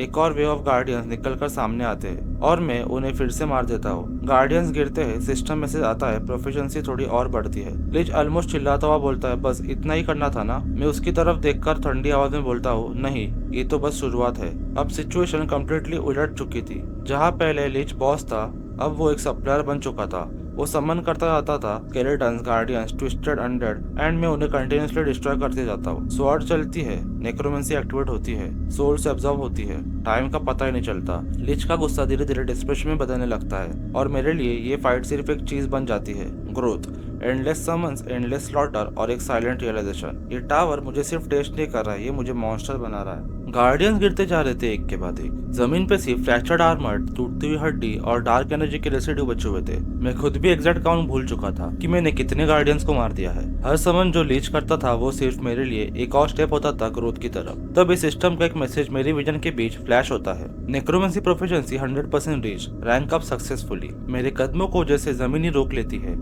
एक सेकंड के लिए सब कुछ साइलेंट हो जाता है। Necromancy C rank. मेरी बॉडी के अंदर एक अलग ही सेंसेशन दौड़ जाती है, जैसे किसी लॉक्ड गेट को तोड़ के कोई नया फ्लो अनलॉक हो गया हो। मेरे कंट्रोल में जो अनडेड एनर्जी थी वो अब पहले से काफी ज्यादा रिफाइंड, स्टेबल और डेंजरस लग रही थी। लीज ये सब देख चुका था। अब उसकी आवाज में एरोगेंस नहीं, सिर्फ फियर था। उससे और जिंदा रखने का कोई मतलब नहीं बचता। मैं एक स्टेप आगे बढ़ाता हूँ और एक क्लीन डिसाइसिव स्ट्राइक में उस लीच का एग्जिस्टेंस खत्म कर देता हूँ। तभी एक और सिस्टम मैसेज आता है, achievement unlocked, a human who is beyond a demon. उस लीच की स्पिरिट को जैसे ही मैं एब्जॉर्ब करता हूँ, मेरे अंदर एनर्जी का वायलेंट सर्ज होता है। स्टैट्स, प्रोफिशिएंसी सब एक्सपोनेंशियली इंक्रीज होते हैं। ये सिर्फ नंबर्स नहीं थे, ये रियल पावर थी जो मेरी हर मूवमेंट, हर ब्रीथ में फील हो रही थी। उसी मूवमेंट 8th फ्लोर का ट्रायल ऑफिशियली कंप्लीट हो जाता है। Trial clear, rewards 30,000 points and 1000 special points. मैं ऑटोमेटिकली 9th फ्लोर के वेटिंग लॉबी में टेलीपोर्ट हो जाता हूँ। वहाँ पहुंचते ही एक और सीरीज ऑफ मैसेज अपीयर होते हैं। System is being finalized. All moderators can now observe the challenger. Restriction question vouchers have been uplifted. C rank skills are now available in the skill shop. ये clear था, system अब मुझे seriously लेने लगा था। मैं तुरंत नेक्रोमेंसी सी रैंक के एडिशनल इफेक्ट चेक करता हूँ। जैसे मैं डिस्क्रिप्शन पढ़ता हूँ, मेरी आंखें थोड़ी सी वाइडन हो जाती है। When absorbing a spirit, inherited skills will also grant proficiency। मैं हल्की सी स्माइल करता हूँ, तो मतलब अब सिर्फ स्किल्स नहीं, उनकी मास्टरी भी मिलेगी। 8th फ्लोर मेरे लिए ऑनेस्टली काफी इजी था, लेकिन मुझे पता था 9th फ्लोर ऐसे नहीं होने वाला। इसलिए बिना टाइम वेस्ट किए मैं प्रिपरेशन मोड में आ जाता हूँ। ऑफेंस में मेरी शॉर्ट स्वॉर्ड स्किल्स ऑलरेडी काफी स्ट्रॉन्ग थी। Hunter dagger skill maxed out हो चुकी थी। प्रॉब्लम सिर्फ एक ही था, डिफेंस। और साथ ही डैगर स्किल अब मेरी करंट ग्रोथ के साथ मैच नहीं कर रही थी। मैं स्किल स्टोर ओपन करता हूँ, स्क्रॉल करता हूँ, स्वॉर्ड रिलेटेड स्किल्स सर्च करता हूँ, एंड ऑलमोस्ट नन। मैं थोड़ी देर सोचता हूँ, फिर डिसाइड करता हूँ अगर स्किल नहीं मिल रही तो क्रिएट कर लूंगा। मैं बेसिक स्वॉर्ड्समैनशिप ई रैंक परचेस करता हूँ। परचेस के बाद मैं Hunter dagger skill D rank और स्वॉर्ड्समैनशिप ई रैंक को कंबाइन करता हूँ। जैसे ही सिंथेसिस एक्टिवेट होती है, एक नया मैसेज फ्लैश होता है, new skill created, demon slayer C- rank. Skill description पढ़ते ही मुझे समझ आ जाता है ये स्किल मेरे लिए बनी थी। डीमंस के against significantly stronger, non human opponents के अगेंस्ट अटैक स्पीड 2x। मैं वही नहीं रुकता। Next synthesis, fast recovery plus resistance to law of nature, और उससे मुझे नई स्किल मिलती है, iron blooded regeneration C rank. फिर उसको और पुश करता हूँ, iron blooded regeneration C rank और पेन रेजिस्टेंस D रैंक को कंबाइन करता हूँ और मुझे मिलती है एक नई skill, ashen blood B- rank. जैसे ही स्किल क्रिएट होती है, मुझे पता चल जाता है ये नॉर्मल रीजनरेशन नहीं है, ये एक मॉन्स्टर लेवल सर्वाइवल स्किल है। टेस्ट करने के लिए मैं लॉबी के ऑटोमेटिक हीलिंग इफेक्ट्स को टेम्पररी स्टॉप करता हूँ, सिर्फ 50 पॉइंट्स का कॉस्ट। मैं अपनी स्वॉर्ड उठाता हूँ और अपने हाथ को खुद कट करता हूँ। ब्लड निकलता है और अगले सेकंड हैंड इंस्टेंटली हील हो जाता है, बिल्कुल लॉबी के हीलिंग जैसे। मैं अपने हाथ देखता हूँ और कामली बोलता हूँ, अब ऑनेस्टली मुझे और किसी चीज की जरूरत नहीं है। सोल शील्ड, एशम ब्लड, सी रैंक नेक्रोमेंसी। मैं रेडी था। मैं 9th फ्लोर ट्रायल में एंटर करता हूँ। ट्रायल ऑब्जेक्टिव होता है fight, eliminate all monster with in the limited time. जैसे मैं एंट्री लेता हूँ एक अनएक्सपेक्टेड मैसेज अपीयर होता है, warning, this trial is not safe for the challenger, a challenger from Murim has invited the trial. मेरे सामने एक ओल्ड मैन खड़ा होता है, लॉन्ग बियर्ड, काम आइज और पोस्टर से क्लियर था ये कोई नॉर्मल अपोनेंट नहीं है। Baek Suna, commander of the Murim league. Trial का ऑब्जेक्टिव चेंज हो जाता है, एलिमिनेट द मुरीम चैलेंजर। वो मुझे देखता है और कामली पूछता है, तुम्हारा नाम? मैं बिना एक्सप्रेशन के बोलता हूँ, मैं क्यों बताऊँ? वो थोड़ा सा मुस्कुराता है। मैंने अपना नाम और पोजीशन बता। एक स्वॉर्ड्समैन के बीच कर्टेसी होती है। मैं सीधा जवाब देता हूँ, तुमने मेरा ट्रायल किसी अच्छे इंटेंशन से इन्वाइट नहीं किया, सिर्फ मुझे मार के रिवॉर्ड लेने आए हो, तो इतना पोलाइट क्यों बन रहे हो? डिस्गस्टिंग। उसकी स्माइल फेड हो जाती है। नेक्स्ट सेकंड वो सीधा अटैक लॉन्च करता है। मैं तुरंत विंड ग्रेस एक्टिवेट करता हूँ और स्पीड 30% से बढ़ा लेता हूँ। उसके शॉर्ट स्ट्राइक शार्प होते हैं, प्रिसाइज, लेकिन मैं हर एक को इवेट कर जाता हूँ। Footwork clean, distance perfect. वो पीछे हटता है और बोलता है, मुझे नहीं पता था कि इस डिमेंशन में भी इतना स्किल्ड पर्सन होगा। I apologise for looking down on you. मैं ठंडी आवाज में बोलता हूँ, एक्टिंग बंद करो। तभी उसकी स्वॉर्ड से एक फ्लैश निकलता है, स्वॉर्ड लाइट। अगले सेकंड मेरी विजन पूरी ब्लैक हो जाती है, कुछ भी नहीं दिख रहा, सिर्फ अंधेरा। और फाइट अब असल में शुरू होने वाली थी। जैसे ही स्वॉर्ड लाइट की चमक मेरी आंखों को अंधा कर देती है, उसी मोमेंट मेरी माना रेजिस्टेंस स्किल ऑटोमेटिकली एक्टिवेट हो जाती है। ये एक पैसिव रिएक्शन थी, ना कोई सोच ना कोई कमांड। सिस्टम ने खुद कैलकुलेट कर लिया था कि इनकमिंग स्किल का नेचर क्या है। रिजल्ट क्लियर था, स्वॉर्ड लाइट का ड्यूरेशन आधा हो जाता है। 5 सेकंड्स की ब्लाइंडनेस अब सिर्फ 2.5 सेकंड्स रह जाती है। अंधेरे के बीच मुझे एक बात इंस्टेंटली समझ आ जाती है, मैं अब पूरी तरह हेल्पलेस नहीं हूँ। मैं तुरंत स्पिरिचुअल आइज एक्टिवेट करता हूँ। आंखों से कुछ नहीं दिख रहा है, लेकिन मेरी परसेप्शन बदल जाती है। मैं अटैक्स देख नहीं सकता, लेकिन उन्हें रीड कर सकता हूँ, माना के फ्लो से, किलिंग इंटेंस से और एयर डिस्प्लेसमेंट से। तभी मेरे पीछे से स्वॉर्ड का एक शार्प स्विंग आता है। मैं लास्ट मोमेंट पे थोड़ा सा इवेट करता हूँ। परफेक्ट डॉज नहीं था। ब्लेड मेरी नेक के पास गुजरती है, स्किन कट होती है, ब्लड की एक पतली सी लाइन निकलती है और उसी second achievement unlocked, blind division. जैसे ही मैसेज अपीयर होता है, स्वॉर्ड लाइट स्केल का इफेक्ट कंप्लीटली एंड हो जाता है। विजन वापस आती है। मुरीम चैलेंजर के चेहरे पे सरप्राइज साफ दिख रहा होता है। तुम्हें कैसे पता चला? उसकी आवाज में पहली बार कंफ्यूजन होता है। मैं कोई जवाब नहीं देता,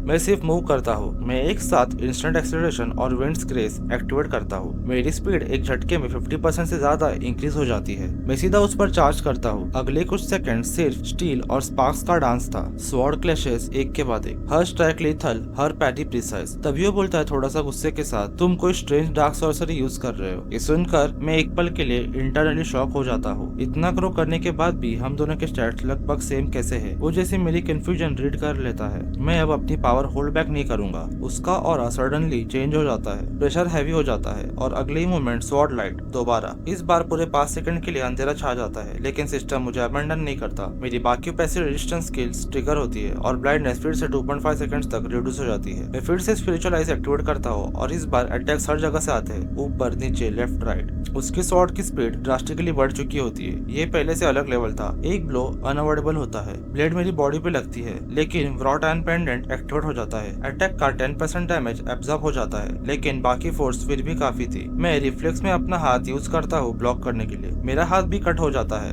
पेन होता है, लेकिन पैनिक नहीं। जैसे ही स्वॉर्ड लाइट एंड होती है, मैं अपने इंजर्ड हैंड को पकड़ता हूँ, एशियन ब्लड एक्टिवेट करता हूँ। नेक्स्ट सेकंड फ्लैश रीजनरेट हो जाता है, बोन रिकनेक्ट होती है, बिल्कुल जैसे कुछ हुआ ही ना हो। मुरीम चैलेंजर गुस्से में बोलता है, फिर से वही डार्क सॉर्सरी। मुझे लगा तुम एक प्रॉपर मार्शल आर्टिस्ट हो, लेकिन तुमने ये टेक्निक्स कहीं से बोरो की है। उसकी बातों का मुझ पर कोई इफेक्ट नहीं होता। मैं विंड्स ग्रेस को मैक्स लेवल पे पुश करता हूँ, 70% स्पीड इंक्रीज हो जाती है और मेन अटैक करता हूँ। तभी सीन शिफ्ट होता है और हमें उस चैलेंजर की पास्ट स्टोरी दिखाई जाती है। वो एक वेटरन इन्वेटर था। उसने काउंटलेस फ्लोर्स इन्वेट किए थे। उसकी स्वॉर्ड से ना जाने कितने चैलेंजर्स मारे थे। उसकी सोच सिंपल थी, अर्थ के चैलेंजर्स वीक होते हैं, हनी पॉट जैसे, यही नाम दिया गया था उन्हें। अर्थ के लोग उसके स्वॉर्ड लाइट के सामने खड़े भी नहीं रह पाते थे। सिर्फ एक फ्लैश और फाइट खत्म। इस बार भी उससे लगा था कि ये इन्वेजन डिफरेंट नहीं होगा, लेकिन वो गलत था। रियलिटी में फाइट वापस आती है और मैं उसे पुश कर रहा होता हूँ। स्टेप बाय स्टेप उसकी ब्रीथिंग अनइवन हो जाती है, उसका स्टांस ब्रेक होने लगता है। मैं ऑलमोस्ट जीत चुका होता हूँ, तभी सिस्टम से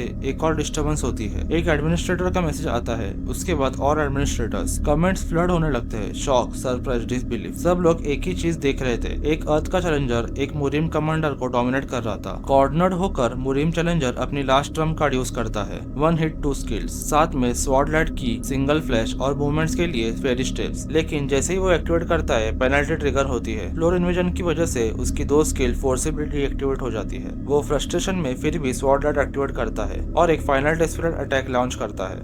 मैं रिट्रीट नहीं करता, मैं 3 एसिलेशंस एक्टिवेट करता हूँ, डिफेंस और काउंटर दोनों एक साथ। ब्लेड क्लैश होती है, एनर्जी एक्सप्लोड होती है और फिर स्वॉर्ड लाइट का इफेक्ट खत्म होता है। साइलेंस। उस चैलेंजर का स्वॉर्ड हाथ से छूट जाता है, उसका बॉडी ग्राउंड पर गिर जाता है। Defeat complete. सिस्टम का फाइनल मैसेज अपीयर होता है, congratulations, you have completed the 9th floor trial. मैं गहरी सांस लेता हूँ। ये सिर्फ एक ट्रायल नहीं था, ये प्रूफ था अर्थ के चैलेंजर्स वीक नहीं होते, उन्हें बस अंडर एस्टिमेट किया जाता है। मैं अब सिर्फ क्लाइम नहीं कर रहा था, मैं टावर को चैलेंज कर रहा था। जैसे ही मुरीम चैलेंजर की बॉडी जमीन पर गिरती है, मैं बिना 1 सेकंड वेस्ट किए उसकी सोल एब्जॉर्ब करता हूँ। सोल एब्जॉर्ब होते ही मेरे अंदर एक वायलेंट सा सर्च फील होता है, जैसे कोई पुरानी लिमिट टूट रही हो। नेक्रोमेंसी और कॉम्बैट रिलेटेड प्रोफिशिएंसीज एक साथ स्पाइक होती है। सिस्टम क्लियरली शो करता है प्रोफिशिएंसी इंक्रीज बाय 27%। ये इंक्रीज रैंडम नहीं था, ये प्रूफ था कि मैं सिर्फ मॉन्स्टर्स नहीं बल्कि हाई लेवल चैलेंजर्स को एब्जॉर्ब करने के स्टेज पर आ चुका हूँ। तभी सिस्टम एक और मैसेज देता है, trial rewards are being adjusted. Adjustment का मतलब मुझे पहले से पता था। जब परफॉर्मेंस एक्सपेक्टेड से ज्यादा होती है, सिस्टम खुद रिवॉर्ड्स को रिकैलिब्रेट करता है और जब रिवॉर्ड फाइनलाइज होते हैं, मेरे सामने जो आता है वो ऑनेस्टली इंसेन था। Skill 6 sense C+ rank, 35,000 points and 1000 special points, और उसके साथ ही you have entered the 10th floor waiting lobby. मैं 10th फ्लोर के लॉबी में खड़ा होता हूँ और मेरे दिमाग में एक ही थॉट घूम रहा होता है, मैं डबल डिजिट फ्लोर्स में आ चुका हूँ। तभी अचानक से एडमिनिस्ट्रेटर मैसेजेस फ्लड होने लगते हैं, एक के बाद एक पॉपअप। हर एडमिनिस्ट्रेटर मेरी फाइट की बात कर रहा होता है, कोई मेरी अडेप्टेबिलिटी की तारीफ कर रहा है, कोई बोल रहा है कि अर्थ के चैलेंजर होने के बावजूद मैंने मुरिम कमांडर को डोमिनेट किया, कोई मुझे अनएक्सपेक्टेड वेरिएबल कह रहा है। मैं खुद पे प्राउड फील करता हूँ। ये वो मोमेंट था जहाँ मुझे लगा, हाँ मैं यहाँ बिलोंग करता हूँ। और तभी एक फेमिलियर नाम का मैसेज आता है, एडमिनिस्ट्रेटर आयरन ब्लडेड मोनार्क। किसी भी एडमिनिस्ट्रेटर से बेबीच मत होना। मैं थोड़ा सा स्माइल करता हूँ। जैसे ही मैं रिप्लाई करने वाला होता हूँ, एक और नोटिफिकेशन पॉप होता है, administrator white crane sword master has sent a request, authority grant proposal. ये देख के मैं थोड़ा अलर्ट हो जाता हूँ। आयरन ब्लडेड मोनार्क तुरंत मैसेज करती है, तुम इसे एक्सेप्ट कर सकते हो। एडमिनिस्ट्रेटर्स अक्सर अपनी अथॉरिटीज देते हैं ताकि वो चैलेंजर्स की फेवर जीत सके। मैं directly white crane sword master से पूछता हूँ, क्या तुम मुझे फ्यूचर में भी कांटेक्ट करोगी? वो रिप्लाई करती है हंसते हुए, यस, आगे जाके ऐसे और भी बहुत से आएंगे। इस रिप्लाई का मतलब क्लियर था, जैसे जैसे मैं ऊपर जाऊंगा पॉलिटिक्स भी क्लाइम करेगी। आयरन ब्लडेड मोनार्क एक लास्ट वार्निंग भेजती है, गिवन अथॉरिटी ज्यादा पावरफुल नहीं होगी, इतना टेंशन मत लो। उसके बाद स्वॉर्ड की मास्टर अथॉरिटी मेरे एक्सक्लूसिव स्टोर में ऐड हो जाती है। मैं 10th फ्लोर के लॉबी में खड़ा होता हूँ, तभी सिस्टम का एक और मेजर चेंज होता है, सिस्टम एक्सपांशन इन प्रोग्रेस और फिर पब्लिक एरिया अनलॉक। ये एक ह्यूज डील थी। अब तक हर फ्लोर आइसोलेटेड था, लेकिन अब मैं एक ऐसी जगह एंटर कर सकता हूँ जहाँ मल्टीपल वर्ल्ड्स के चैलेंजर्स इंटरैक्ट कर सकते हैं। मैं सबसे पहले अपनी अथॉरिटीज पेज ओपन करता हूँ। लिस्ट बहुत लंबी थी, पेज 1, पेज 2।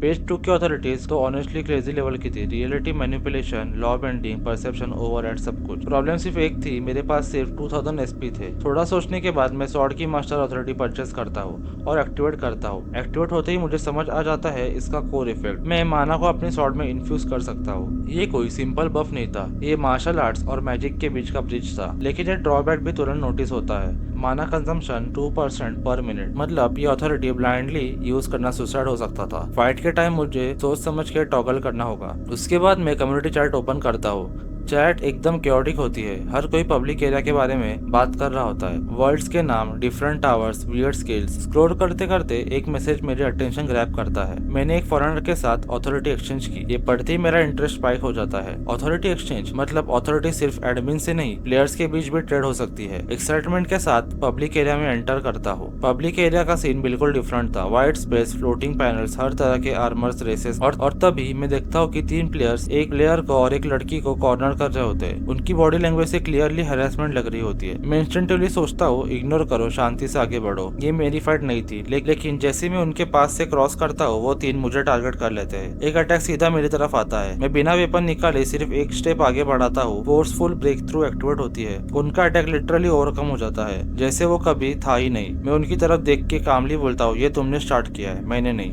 और उसी मोमेंट में अपनी स्वॉर्ड निकालता हूँ। ब्लेड से हल्का सा माना लीक होता है। स्वॉर्ड की मास्टर अथॉरिटी का इफेक्ट सबटली फील होता है। सिर्फ पब्लिक एरिया में आसपास के प्लेयर्स रुक जाते हैं क्योंकि सब समझ जाते हैं ये फाइट नॉर्मल नहीं होने वाली, और यही से पब्लिक एरिया का पहला ब्लड शेड शुरू होने वाला था। जैसे ही उन 3 प्लेयर्स ने मुझे घेरने की कोशिश की, मैंने एक पल भी व्यर्थ नहीं किया। मेरे दिमाग में कोई हेजिटेशन नहीं थी और न ही कोई मॉरल डिबेट। ये एक पब्लिक एरिया था और उन्होंने पहले अटैक किया था। मैं एक गहरी सांस लेता हूं और तुरंत इंस्टेंट एक्सेलरेशन एक्टिवेट कर देता हूं। मेरी बॉडी एक ब्लर बन जाती है और अगले ही सेकंड 3 अलग अलग जगहों पर खून के छींटे बिखर जाते हैं। उन्हें समझने का मौका भी नहीं मिलता कि हुआ क्या। एक स्लैश, दूसरा डैश, तीसरा स्ट्राइक, फाइट लिटरली 2-3 सेकंड्स में खत्म हो जाती है। उनकी बॉडीज जमीन पर गिरती हैं और बिना रुके मैं उनकी स्पिरिट्स अब्जॉर्ब करता हूं। नेक्रोमांसी की फेमिलियर ब्लैक फॉग मेरी ओर खींचती है। प्रोफिशिएंसी थोड़ी बढ़ती है, लेकिन इस बार मेरा ध्यान नंबर्स पर नहीं जाता। ये फाइट नंबर्स के लिए नहीं थी, ये एक मैसेज देने के लिए थी। तभी वो चैलेंजर जिसे ये 3 परेशान कर रहे थे धीरे धीरे मेरी ओर आता है। उसके चेहरे पर शॉक, रिलीफ और ग्रैटिट्यूड साफ दिखता है। वो हल्की आवाज में थैंक यू कहता है, फिर थोड़ी हेजिटेशन के साथ पूछता है, टम ई क्रैंकर हो? मैं कैजुअली जवाब देता हूँ, हाँ। ये सुनते ही उसके चेहरे पर हल्की सी स्माइल आ जाती है। वो कहता है, अच्छा लगा तुमसे मिलके। आज मैं जिंदा हूँ सिर्फ तुम्हारी वजह से। मैं मन ही मन सोचता हूँ कि मैंने मदद इसलिए नहीं की क्योंकि वो वीक था, बल्कि इसलिए की क्योंकि उन तीनों ने मुझे भी थ्रेटन किया था। फिर भी बाहर से मैं बस इतना ही कहता हूँ, कोई बात नहीं, तुम अब जा सकते हो।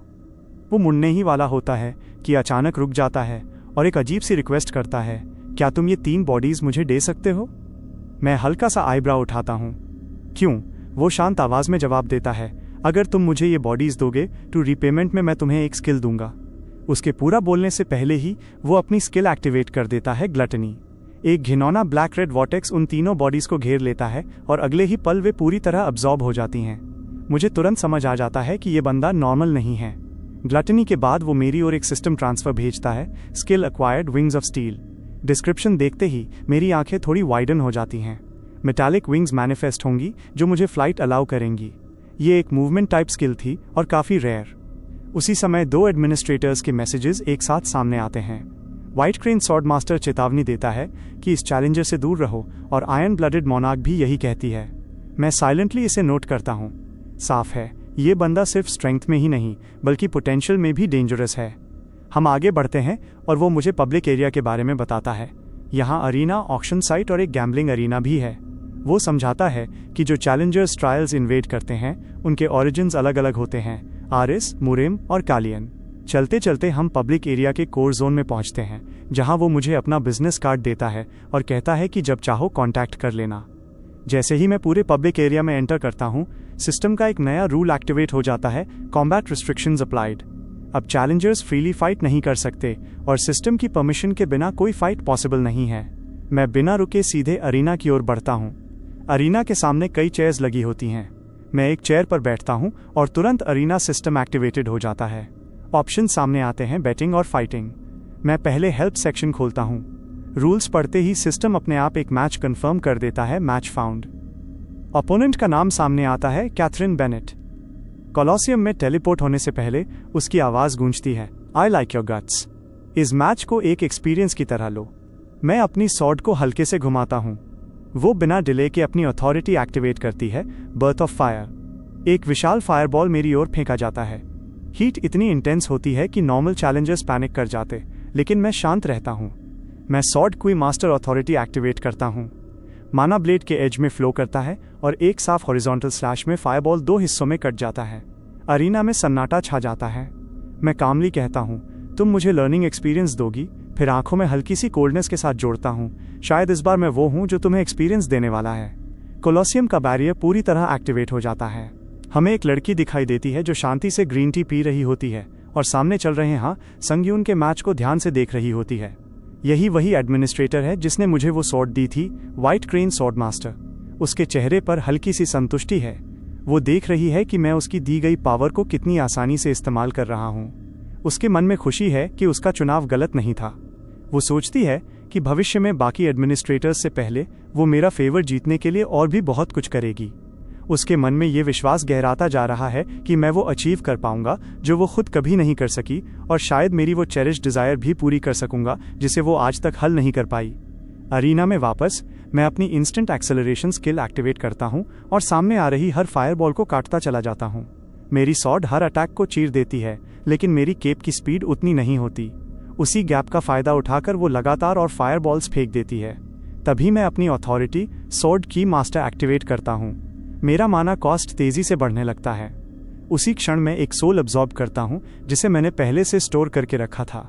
सिस्टम तुरंत रिएक्ट करता है। Skill acquired, lightning sword B rank.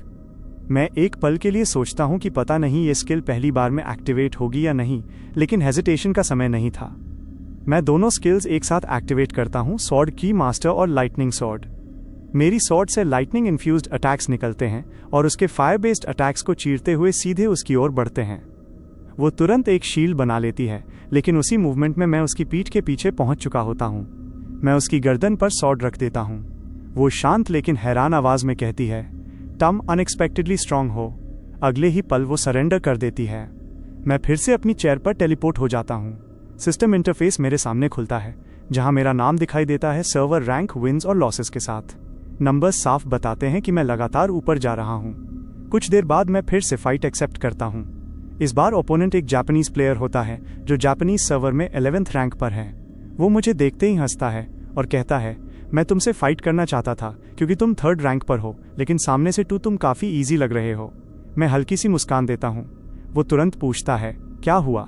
मैं शांति से जवाब देता हूँ, मैंने भी यही सोचा था। ये सुनते ही उसका चेहरा गुस्से से भर जाता है और वो बिना रुके मुझ पर अटैक लॉन्च कर देता है। लेकिन फाइट ज्यादा देर नहीं चलती। मैं उसे आसानी से हरा देता हूँ। इसके बाद एक के बाद एक लगातार फाइट्स होती हैं बिना किसी लॉस के। सिस्टम नोटिफिकेशन पॉप होता है, achievement unlocked, battle master. Scene बदलता है। अब हमें मुरिम मेनलैंड दिखाई देता है। 2 मुरिम कल्टिवेटर्स आपस में बात कर रहे होते हैं। उनमें से एक दूसरे को उसके मास्टर एल्डर बाक सेओनहाक की डेथ की कहानी सुना रहा होता है। वो बताता है कि एल्डर एक न्यूली कनेक्टेड अर्थ डायमेंशन में इन्वेड करने गए थे और वहीं मारे गए। तभी अचानक एक विशाल मॉन्स्टर उस यंग मास्टर पर हमला करता है। वो शांति से कहता है, क्या मुझे टावर क्लाइंब छोड़े हुए ऑलरेडी 5 साल हो गए? अगले ही पल वो सिर्फ एक स्ट्राइक में उस मिथिकल क्रीचर को मार देता है। उसकी आंखों में ठंडा क्रोध होता है।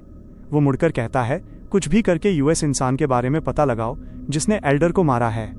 सब कुछ खत्म होने के बाद मैं दोबारा 10th फ्लोर की लॉबी में आ जाता हूँ। चारों तरफ वही जाना पहचाना स्पेस है, वही सिस्टम की मौजूदगी और वही सन्नाटा जो सिर्फ तब टूटता है जब कोई स्क्रीन एक्टिवेट होती है। मैं एक पल भी समय बर्बाद नहीं करता और सीधे अपना इंटरफेस खोलता हूँ। इस बार मेरा इरादा बिल्कुल साफ है, स्किल सिंथेसिस।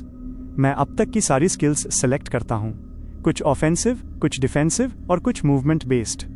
इस बार मैं कोई गैम्बल नहीं कर रहा था। जो भी कंबाइन होगा उसका एक ही मकसद होना चाहिए था, सर्वाइवल और कंट्रोल। जैसे ही मैं कॉन्फर्मेशन देता हूँ, सिस्टम प्रोसेस शुरू कर देता है। समय धीरे धीरे खिसकता रहता है। लगभग 1 घंटा बीत जाता है और फिर मेरे सामने रिजल्ट्स एक एक करके अपीयर होने लगते हैं। सबसे पहले defence counter shield -B rank, उसके बाद मूवमेंट स्पीड क्लैंडेस्टाइन -C जोड़ रैंक, फिर chaotic sword fighting play -C जोड़ रैंक। और इन सब के बीच एक स्किल ऐसी थी जिसकी मुझे सच में जरूरत थी, डिफेंस श्रिल -B रैंक। मैं हल्की सी सांस लेता हूँ। यही चाहिए थी। अब मैं तैयार था। मैं बिना रुके 10th फ्लोर के ट्रायल में एंटर करता हूँ। एनवायरनमेंट तुरंत बदल जाता है और सिस्टम की आवाज पूरे स्पेस में गूंजती है। Trial objective, cooperation. इस ट्रायल का मकसद साफ था, डार्कनेस डिवाउरिंग मोनार्क के रेजरेक्शन को रोकना। इसका मतलब ये फाइट अकेले जीतने वाली नहीं थी। सिस्टम रैंकिंग्स के हिसाब से टीम असाइन करता है। मेरी टीम में 1st रैंकर, 2nd रैंकर, मैं खुद 3rd रैंकर और एक 6th रैंकर होता है। 4 लोग, 4 अलग सोच, 4 अलग हिस्ट्रीज। हमें 30 मिनट्स का ग्रेस पीरियड मिलता है। इस दौरान हमें बॉस मॉन्स्टर को हराने की स्ट्रैटेजी बनानी थी। मैं चुपचाप सबको ऑब्जर्व करता हूँ। 2nd रैंकर सीधे 1st रैंकर के पास चला जाता है। दोनों एक दूसरे को देखते ही पहचान लेते हैं। शायद पहले किसी ट्रायल में साथ लड़े होंगे। वहीं 6th रैंकर की हालत अलग थी। उसकी आवाज कांप रही थी। वो मेरी तरफ देखता है और अचानक बोल उठता है कि वो मुझे जानता है। मैं उसकी ओर देखता हूँ, शांत रहता हूँ। वो निगलता है और बताता है कि हम 4th ट्रायल में मिले थे। मैं कुछ नहीं कहता। वो आगे बोलता है कि उस ट्रायल में मैंने बहुत लोगों को मारा था। मेरी भौहें सिकुड़ जाती हैं। वो हकलाते हुए कहता है कि मुझे एक स्पेसिफिक स्किल चाहिए थी। मैं ठंडी आवाज में कहता हूं कि उसे कोई गलत फहमी हुई है, लेकिन वो रुकता नहीं और कह देता है कि मैंने अपने टीममेट्स को भी मार दिया था। इस बार मेरी आवाज सख्त हो जाती है। मैं पूछता हूं कि वो क्या बोल रहा है। तभी फर्स्ट रैंकर हमारी तरफ मुड़ता है। उसकी आंखों में कोई भावना नहीं होती। वो शांत स्वर में कहता है कि जो 4 प्लेयर्स एक साथ काम नहीं कर सकते, उनसे बेहतर है 3 अच्छे प्लेयर्स। और वो अपना वेपन निकाल लेता है। हवा भारी हो जाती है। तभी सेकंड रैंकर बीच में आता है। वो 6th रैंकर से पूछता है कि क्या वो हाँ संग्यून से 4th फ्लोर पर मिला था। 6th रैंकर सिर हिला देता है। सेकंड रैंकर कहता है कि फिर उसे उसका रियल नेम पता होगा। पूरा स्पेस एक पल के लिए बिल्कुल शांत हो जाता है। अगर 6th रैंकर रियल नेम बता देता है तो इसका मतलब वो सच बोल रहा होगा। 6th रैंकर थोड़ा कॉन्फिडेंट होकर कहता है कि उसका नाम ली चियोलमिन है। बस 1 सेकंड। उसके बाद मैं हंस पड़ता हूं, लेकिन उस हंसी में कोई मजाक नहीं होता। मैं कहता हूं कि ये बिल्कुल भी फनी नहीं है। मैं अपना इंटरफेस खोलता हूं और बताता हूं कि मेरे पास मेरा हंटर आईडी कार्ड है जो अर्थ से लाया गया है। स्क्रीन पर आईडी अपीयर होती है और नाम साफ लिखा होता है, हाँ संग्यून। अब सब समझ जाते हैं कि झूठ कौन बोल रहा था। फर्स्ट रैंकर तुरंत 6th रैंकर की तरफ बढ़ता है, लेकिन मैं हाथ उठाकर उसे रोक देता हूं। मैं कहता हूं रुकने के लिए और खुद आगे बढ़ता हूं। मैं साफ बोलता हूं कि इसे मैं संभालूंगा। सच कहूं तो उस वक्त मैं बहुत ज्यादा पिस्ड था।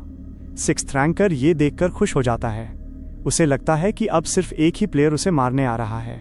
वो तुरंत अपनी स्किल एक्टिवेट करता है, स्वॉम्प स्पिरिट। जमीन भारी और चिपचिपी हो जाती है, मूवमेंट मुश्किल लगने लगती है। लेकिन मेरे पास माना रेजिस्टेंस होता है, इसलिए उसकी स्किल मुझ पर पूरी तरह असर नहीं करती। मैं आगे बढ़ता हूं और अपनी स्वॉर्ड से सीधा अटैक करता हूं। तभी अगले ही पल मैं उसके ट्रैप में फंस जाता हूं। चारों तरफ उसकी स्फीयर्स बनती हैं और सीधे मुझ पर हिट करती हैं। वो जोर से हंसता है, लेकिन उसी पल मैं अपनी नई स्किल एक्टिवेट करता हूं, डिफेंस काउंटर शील्ड। एक तेज पल्स महसूस होता है, शील्ड फॉर्म होता है और उसके सारे अटैक्स काउंटर होकर वापस उसी की तरफ रिफ्लेक्ट हो जाते हैं। मैं सीधे डैश करता हूं 6th रैंकर की तरफ और हर अटैक एफर्टलेसली कट करता हूं। स्वॉर्ड की मूवमेंट स्मूथ है और हर स्ट्राइक परफेक्टली टाइम्ड। हर स्विंग के साथ उसका डिफेंस ब्रेक हो रहा था और मैं देख रहा था कि वो हर अटैक के बाद स्टेप बैक ले रहा है। थोड़ी दूरी पर सेकंड रैंकर अपने टीममेट फर्स्ट रैंकर को विस्पर करता है, क्या तुम हंटर हाँ संग्यून को जानते हो? फर्स्ट रैंकर थोड़े कंफ्यूज होते हुए बोलता है, नहीं, मैंने नहीं देखा हाई रैंकिंग हंटर्स में। सेकंड रैंकर आइज वाइडन करते हुए बोलता है, तुम नहीं जानते, मतलब ये एक ऑर्डिनरी पर्सन है? लेकिन क्या ये पॉसिबल है? फर्स्ट रैंकर थोड़ी शॉक टोन में बोलता है, नहीं। लेकिन ज्यादा सरप्राइजिंग ये है कि वो अब तक अपनी पूरी स्ट्रेंथ यूज नहीं कर रहा है, और शायद उसकी रियल स्ट्रेंथ मेरी जितनी हो सकती है। सेकंड रैंकर थोड़ा हेजिटेंट, इतनी हाई? फर्स्ट रैंकर नॉट करता है, हाँ, शायद उसकी टीम लक सही नहीं थी। जो भी इंटीग्रेटेड ट्रायल्स हुए उनमें उसका चांस काफी अनलकी था। मैं 6th रैंकर के हाथ पर एक शार्प स्वॉर्ड स्लैश करता हूं। वो चिलेट हुए घुटनों के ऊपर बैठ जाता है और डेस्परेशन में बोलता है, प्लीज मुझे मत मारो। अगर तुमने मुझे मारा तुम ये 10th ट्रायल सर्वाइव नहीं कर पाओगे। ये ट्रायल 4 रैंकर्स के लिए डिजाइन हुआ है, मतलब ये ट्रायल काफी हार्ड है। मैं उसकी डेस्परेशन फील करता हूं, लेकिन हेजिटेशन नहीं करता। आइज फोकस्ड, माइंड काम और बॉडी फुली रेडी। मैं अपनी नज़र फर्स्ट और सेकंड रैंकर्स पर डालता हूं। वो दोनों कामली ऑब्जर्व कर रहे होते हैं और फर्स्ट रैंकर फाइनली बोलता है, हम इंटरफियर नहीं करेंगे, तुम्हें जैसे ठीक लगे वैसे करो। सेकंड रैंकर भी हेड नॉड करता है। उनकी कॉन्फिडेंस और कामनेस से मुझे एश्योरेंस मिलती है कि ये ट्रायल अब पूरी मेरी रिस्पॉन्सिबिलिटी है। 6th रैंकर पैनिक में एक लास्ट स्किल एक्टिवेट करता है, डिसीट। वो इंस्टेंटली पीछे जाता है और चेन अटैक्स लॉन्च करता है। हर स्फीयर, हर स्लैश प्रिसाइज टाइमिंग के साथ मूव कर रहा था। वो चाहता था कि मैं कंफ्यूज हो जाऊं, हर अटैक डॉज करने के चक्कर में मिस्टेक्स कर दूं। मैं डीप इनहेल करता हूं और इंस्टेंटली स्पीड इंक्रीज एक्टिवेट करता हूं। विंड की तरह मूव होता हूं। स्वॉर्ड की एज से उसके चेन अटैक्स को परफेक्टली इंटरसेप्ट करता हूं। हर अटैक का काउंटर, हर स्ट्राइक का फ्लो परफेक्टली अलाइन हो रहा था। मैं इंटरनली सोचता हूं, ये ट्रायल हम 3 भी कंप्लीट कर सकते हैं, लेकिन एक ऐसे बंदे के साथ जो पूरा वीक हो, मतलब ये पॉसिबल नहीं है। एक भी वीक लिंक हमें मिस नहीं करने देंगे। मैं अपनी डिफेंस काउंटर शील्ड के ऊपर अक्यूमुलेटेड डैमेज चैनल करता हूं और उस पर लॉन्च करता हूं। डैमेज की वेव उसके बॉडी को हिट करते ही इंस्टेंटली वैनिश हो जाती है। वो ऑलमोस्ट सेम मोमेंट में कोलैप्स हो जाता है और स्किल डिसीट भी न्यूट्रलाइज हो जाती है। मैं स्वॉर्ड रिलैक्स करता हूं और 1 सेकंड के लिए ऑब्जर्व करता हूं। टीम के बाकी 2 मेंबर्स अब रेडी हो जाते हैं। सब अलर्ट, सब अलाइंड। ट्रायल ऑफिशियली स्टार्ट होने वाला है। हम आगे बढ़ते हैं और पहला ग्लिम्स मिलता है एक स्टैचू, एक कैवलरी मैन का। वो रियलिस्टिक, ऑलमोस्ट अलाइव लगता है। सेकंड रैंकर थोड़ा हेजिटेट करते हुए बोलता है, ये जिंदा तो नहीं होगा ना?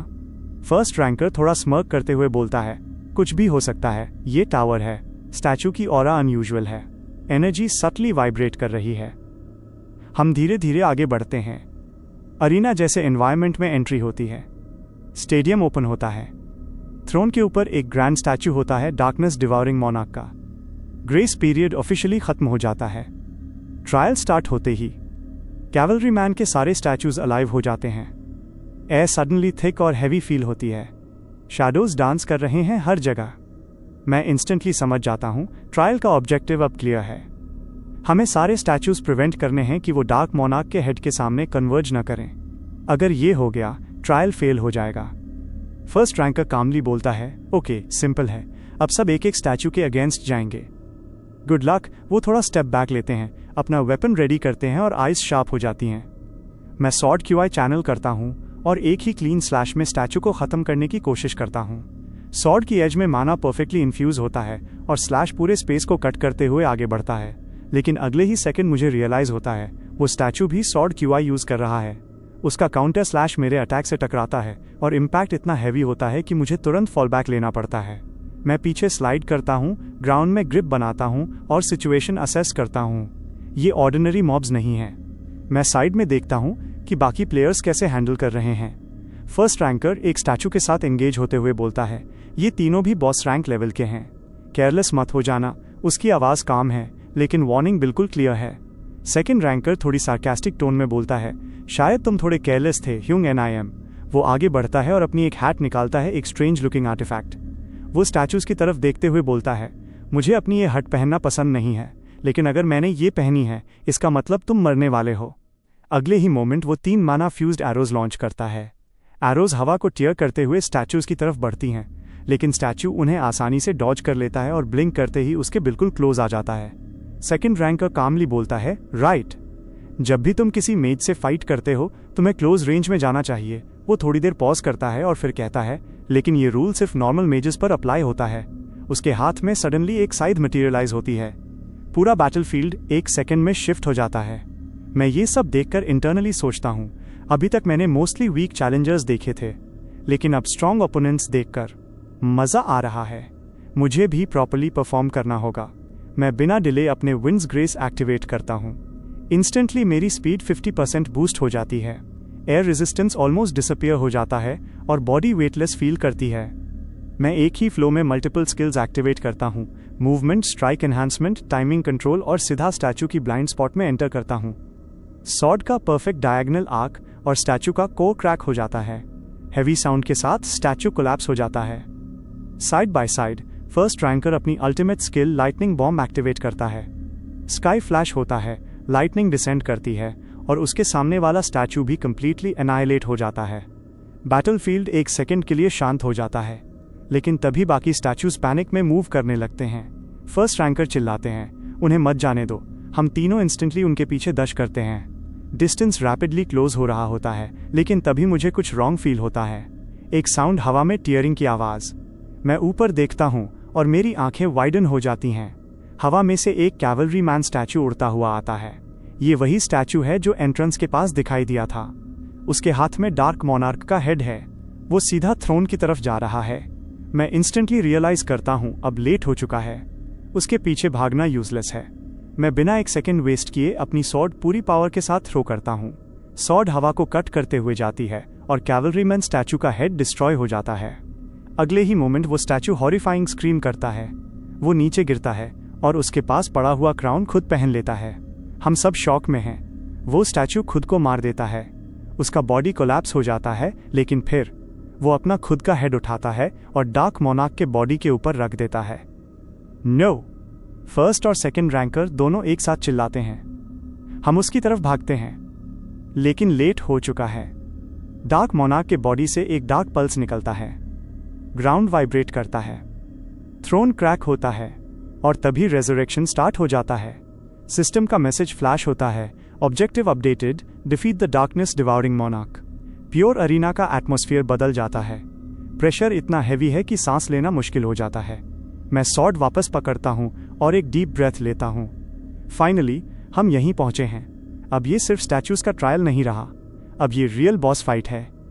और इस बार कोई एस्केप नहीं है। मैं ग्राउंड पर खड़ा होता हूँ और डार्क मोनार्क के स्टैट्स को देखता हूँ और उसी पल मुझे रियलाइज होता है सिर्फ वही लोग मोनार्क को डैमेज दे सकते हैं जिनके स्टैट्स उससे हायर हैं। मेरे दिमाग में एक ही थॉट घूमता है, अथॉरिटी। मॉन्स्टर के पास भी अथॉरिटीज आ गई हैं, ये कैसे पॉसिबल है? तभी डार्क मोनार्क अपनी स्वॉर्ड उठाता है और एक ही मैसिव स्वॉर्ड स्लैश हमारी तरफ फायर करता है। ग्राउंड में इतने बड़े क्रैक्स बनते हैं कि पूरा अरीना वायलेंटली शेक करने लगता है। मैं एक पल के लिए पॉज लेता हूं और सोचता हूं, ये कौन सी ब्रोकन एबिलिटी है? अगर हम डैमेज इन्फ्लिक्ट ही नहीं कर सकते तो हम प्रैक्टिकली हेल्पलेस हैं। इसका मतलब हम कुछ भी नहीं कर सकते। मैं बिना डिले फर्स्ट और सेकंड रैंकर को मैसेज भेजता हूं, तुम लोग थोड़ी देर के लिए मोनार्क को रोक सकते हो? मुझे एक पॉसिबिलिटी दिख रही है जिससे हम उसे डिफीट कर सकते हैं। दोनों हेजिटेट करते हैं। फिर फर्स्ट रैंकर बोलता है, ठीक है, हम तुम पर ट्रस्ट करते हैं, लेकिन समझ लो मोनार्क को रोकना हम दोनों के लिए ईजी नहीं होगा। जो भी करना है जल्दी करो, टाइम वेस्ट मत करना। वो दोनों तुरंत मोनार्क की तरफ डैश कर जाते हैं। उसी मोमेंट डार्क मोनार्क अपनी मैसिव ऑरा रिलीज करता है और मोनार्क्स डिग्निटी अथॉरिटी एक्टिवेट करता है। प्रेशर इतना ब्रूटल होता है कि दोनों रैंकर्स के नीज ग्राउंड से टकरा जाते हैं और उसी के साथ एक स्वॉर्ड स्लैश उनके ऊपर डिसेंड होती है। फर्स्ट रैंकर इंस्टेंटली माना रेजिस्टेंस एक्टिवेट करता है और अथॉरिटी के इफेक्ट को निगेट कर देता है, लेकिन सेकंड रैंकर ऐसा नहीं कर पाता। सेकंड रैंकर को बचाने के लिए फर्स्ट रैंकर खुद के ऊपर मोनार्क का अटैक ले लेता है और बिना रुके मोनार्क एक और मैसिव हिट उन दोनों की तरफ फायर करता है। उसी सेकंड मैं इंटरवीन करता हूँ, इंस्टेंटली काउंटर शील्ड एक्टिवेट करता हूँ। सॉरी, थोड़ा लेट हो गया, मैं बोलता हूँ और उसी के साथ स्टैचूज के सोल्स अब्सॉर्ब करता हूँ। शील्ड में एक्यूमुलेटेड डैमेज को एक ही मैसिव ब्लास्ट में मोनार्क की तरफ थ्रो करता हूँ। उसी समय सॉर्ड की मास्टर और लाइटनिंग सॉर्ड की अथॉरिटीज एक्टिवेट हो जाती हैं। सॉर्ड की स्लैशेस डायरेक्ट मोनार्क के बॉडी पर कट क्रिएट करती हैं। ये पहली बार है जब मोनार्क पर एक्चुअल डैमेज दिखाई देता है। मोनार्क फिर से मोनार्क्स डिग्निटी अथॉरिटी एक्टिवेट करता है। एक सेकंड के लिए मैं नीज पर गिर जाता हूँ। पूरा प्रेशर बॉडी को क्रश करने लगता है, लेकिन मैं तुरंत फोर्सफुल ब्रेक थ्रू और माना रेजिस्टेंस एक्टिवेट करता हूँ। अथॉरिटी का इफेक्ट कंप्लीटली नेगेट हो जाता है और उसी के साथ मेरी मल्टीपल स्किल्स का लेवल बूस्ट हो जाता है। मैं इंटरनली सोचता हूँ ये सिचुएशन डेंजरस है, लेकिन पता नहीं क्यों मुझे हंसी आ रही है। क्या ये फीलिंग विक्ट्री की सेंस है? सेकंड रैंकर फर्स्ट रैंकर की तरफ देखकर बोलता है, हाँ सनग्यून, वो एक मॉन्स्टर है। फर्स्ट रैंकर भी थोड़े स्टंड होकर कहता है, मैं कभी आउटसाइडर बनकर फाइट नहीं देखता। ये वियर्ड फीलिंग है, लेकिन हमें उसे कॉन्ग्रेचुलेट करना चाहिए न्यू टॉप रैंकर बनने के लिए। काउंटर शील्ड अपनी मैक्सिमम एक्यूमुलेशन लिमिट तक पहुंच जाता है और उसी पल मैं एक डिसीजन लेता हूं, डैमेज को स्प्रेड करने के बजाय मैं सारी पावर को एक ही पॉइंट पर कॉन्सेंट्रेट करता हूं। इफेक्ट इंस्टेंटली एक्सपोनेंशियली ग्रो हो जाता है।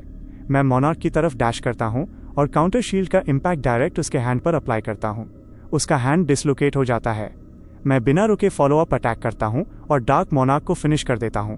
आयरन ब्लडेड मोनार्क ये सब देख रही होती है। वो इंटरनली कमेंट करती है, एक चैलेंजर जिसका ग्रोथ रेट पागलों जैसा है और वो मेरा डिसाइपल कॉन्ट्रैक्टर है, लेकिन उसके माइंड में एक कंसर्न भी है।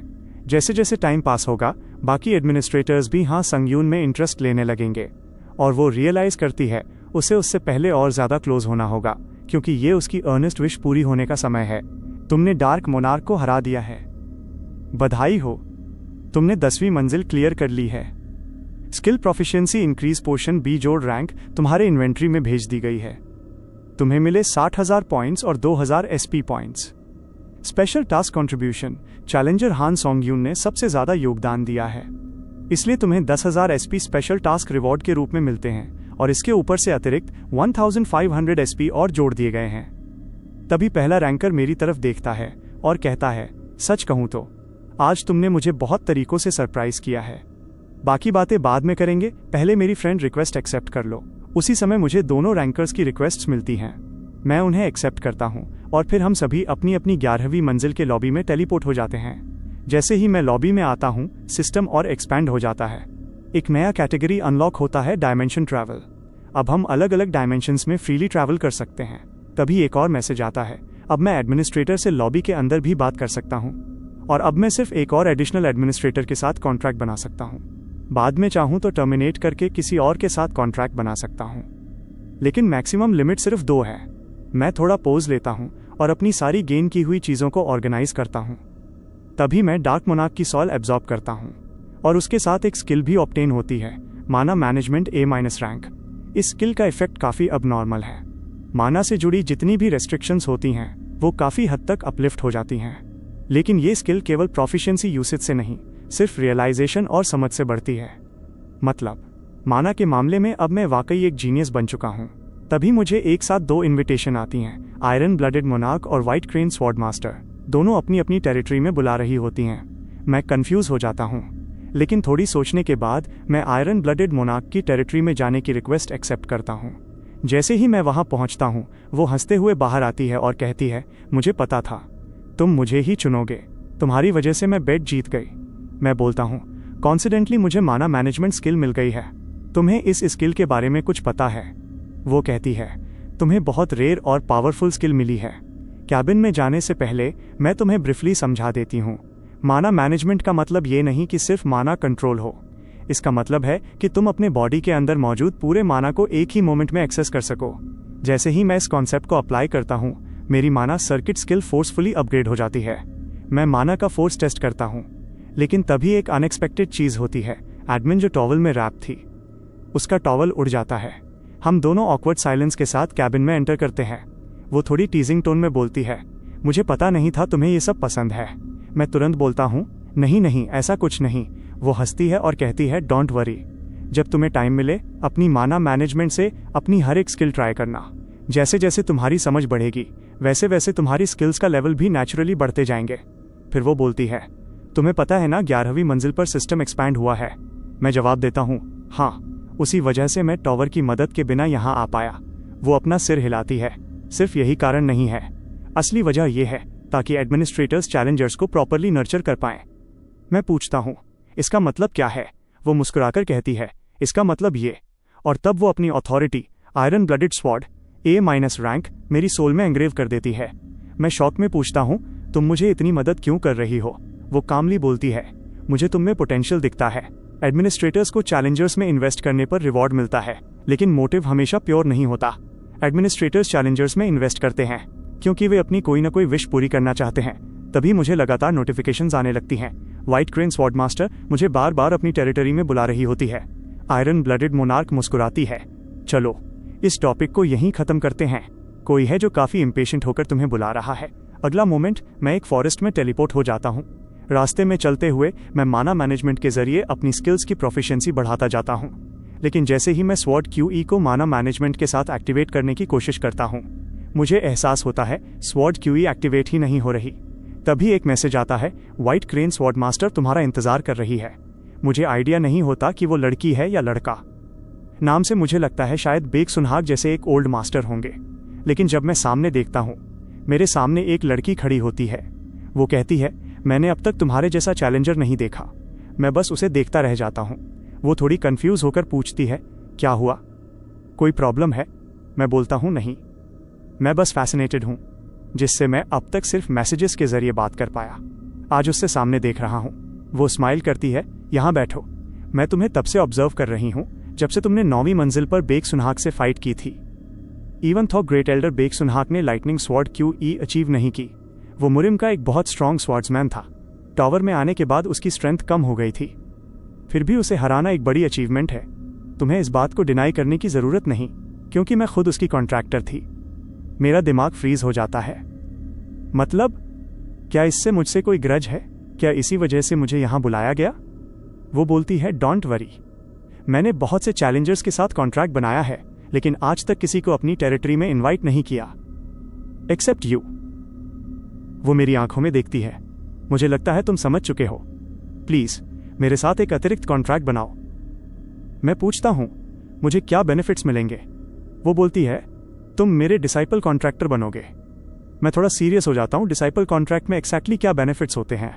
वो एक्सप्लेन करती है, एक एडमिनिस्ट्रेटर अपनी पूरी लाइफ में सिर्फ एक ही डिसाइपल ले सकता है। इसका मतलब तुम एक स्पेशल कॉन्ट्रैक्ट फॉर्म करोगे, और जो चैलेंजर एडमिनिस्ट्रेटर का डिसाइपल होता है, वो उस एडमिनिस्ट्रेटर की सारी अथॉरिटीज परचेस कर सकता है। मैं शॉक में सोचता हूँ, डिसाइपल कॉन्ट्रैक्ट इतना इंपॉर्टेंट है। आयरन ब्लडेड मोनार्क ने मुझे ये सब क्यों नहीं बताया, जबकि मैं उसका डिसाइपल हूँ। मैं व्हाइट क्रेन स्वॉर्ड मास्टर से पूछता हूँ, ये तुम्हारे लिए one in life time moment है, फिर भी तुम मुझे ये ऑफर क्यों दे रही हो, जबकि ये तुम्हारे लिए डिसएडवांटेजेस है। वो सॉफ्टली बोलती है, बिल्कुल उसी तरह जैसे आयरन ब्लडेड मोनार्क ने तुम्हें दिया। मेरी भी एक विश है, मुझे एक ऐसी स्वॉर्ड चाहिए जो सबसे ज्यादा शार्प हो, जो कभी बेंड ना हो, और वो सीधे मेरी तरफ देखती है। तुम में वो पोटेंशियल है शार्पेस्ट स्वॉर्ड बनने का। मैं धीरे से पूछता हूँ, अर्नेस्ट विश क्या होता है?